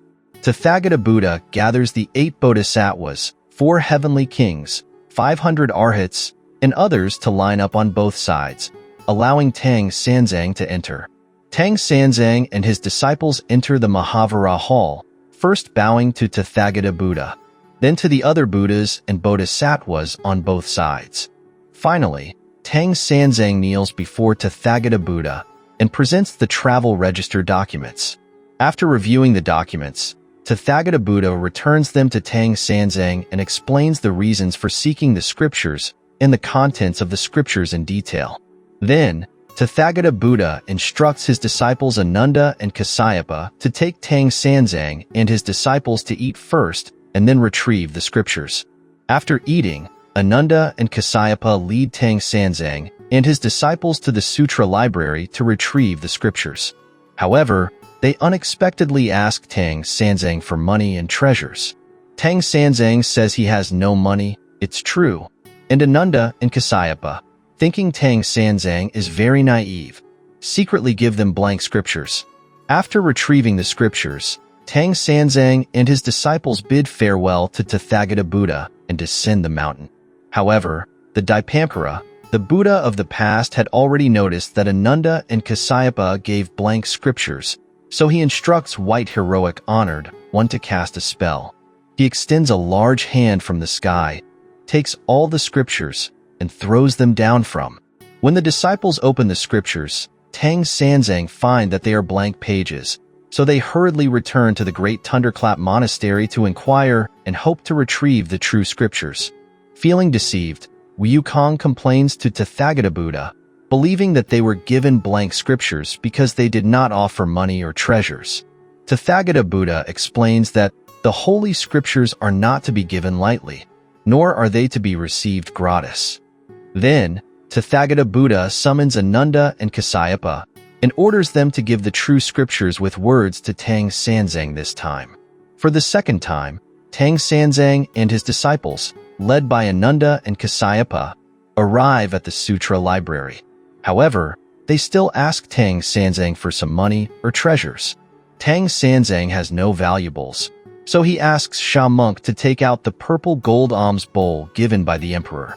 Ananda accepts the bowl, and Kasyapa begins to take out the scriptures. To avoid being deceived again, Tang Sanzang instructs his disciples to carefully check each scripture to ensure they all have words. Finally, Tang Sanzang and his disciples obtain a total of 5,048 volumes of scriptures. They are very happy and feel that they have finally succeeded, so they return to thank Tathagata Buddha. Knowing that Tang Sanzang had finally obtained the scriptures, Tathagata Buddha instructed the arhats to ring the cloud bell and invite all the Buddhas, bodhisattvas, and arhats to come and witness. Once everyone had gathered, Tathagata Buddha inquired about the total number of scriptures and allowed Tang Sanzang and his disciples to enter the hall to pay their respects. After expressing his respect and gratitude to Tathagata Buddha, Tang Sanzang left with the scriptures. However, Bodhisattva Guanyin, who was in charge of the journey to the west, mentioned that although Tang Sanzang had been on the journey for 14 years, they were still 8 days short of fulfilling their destiny.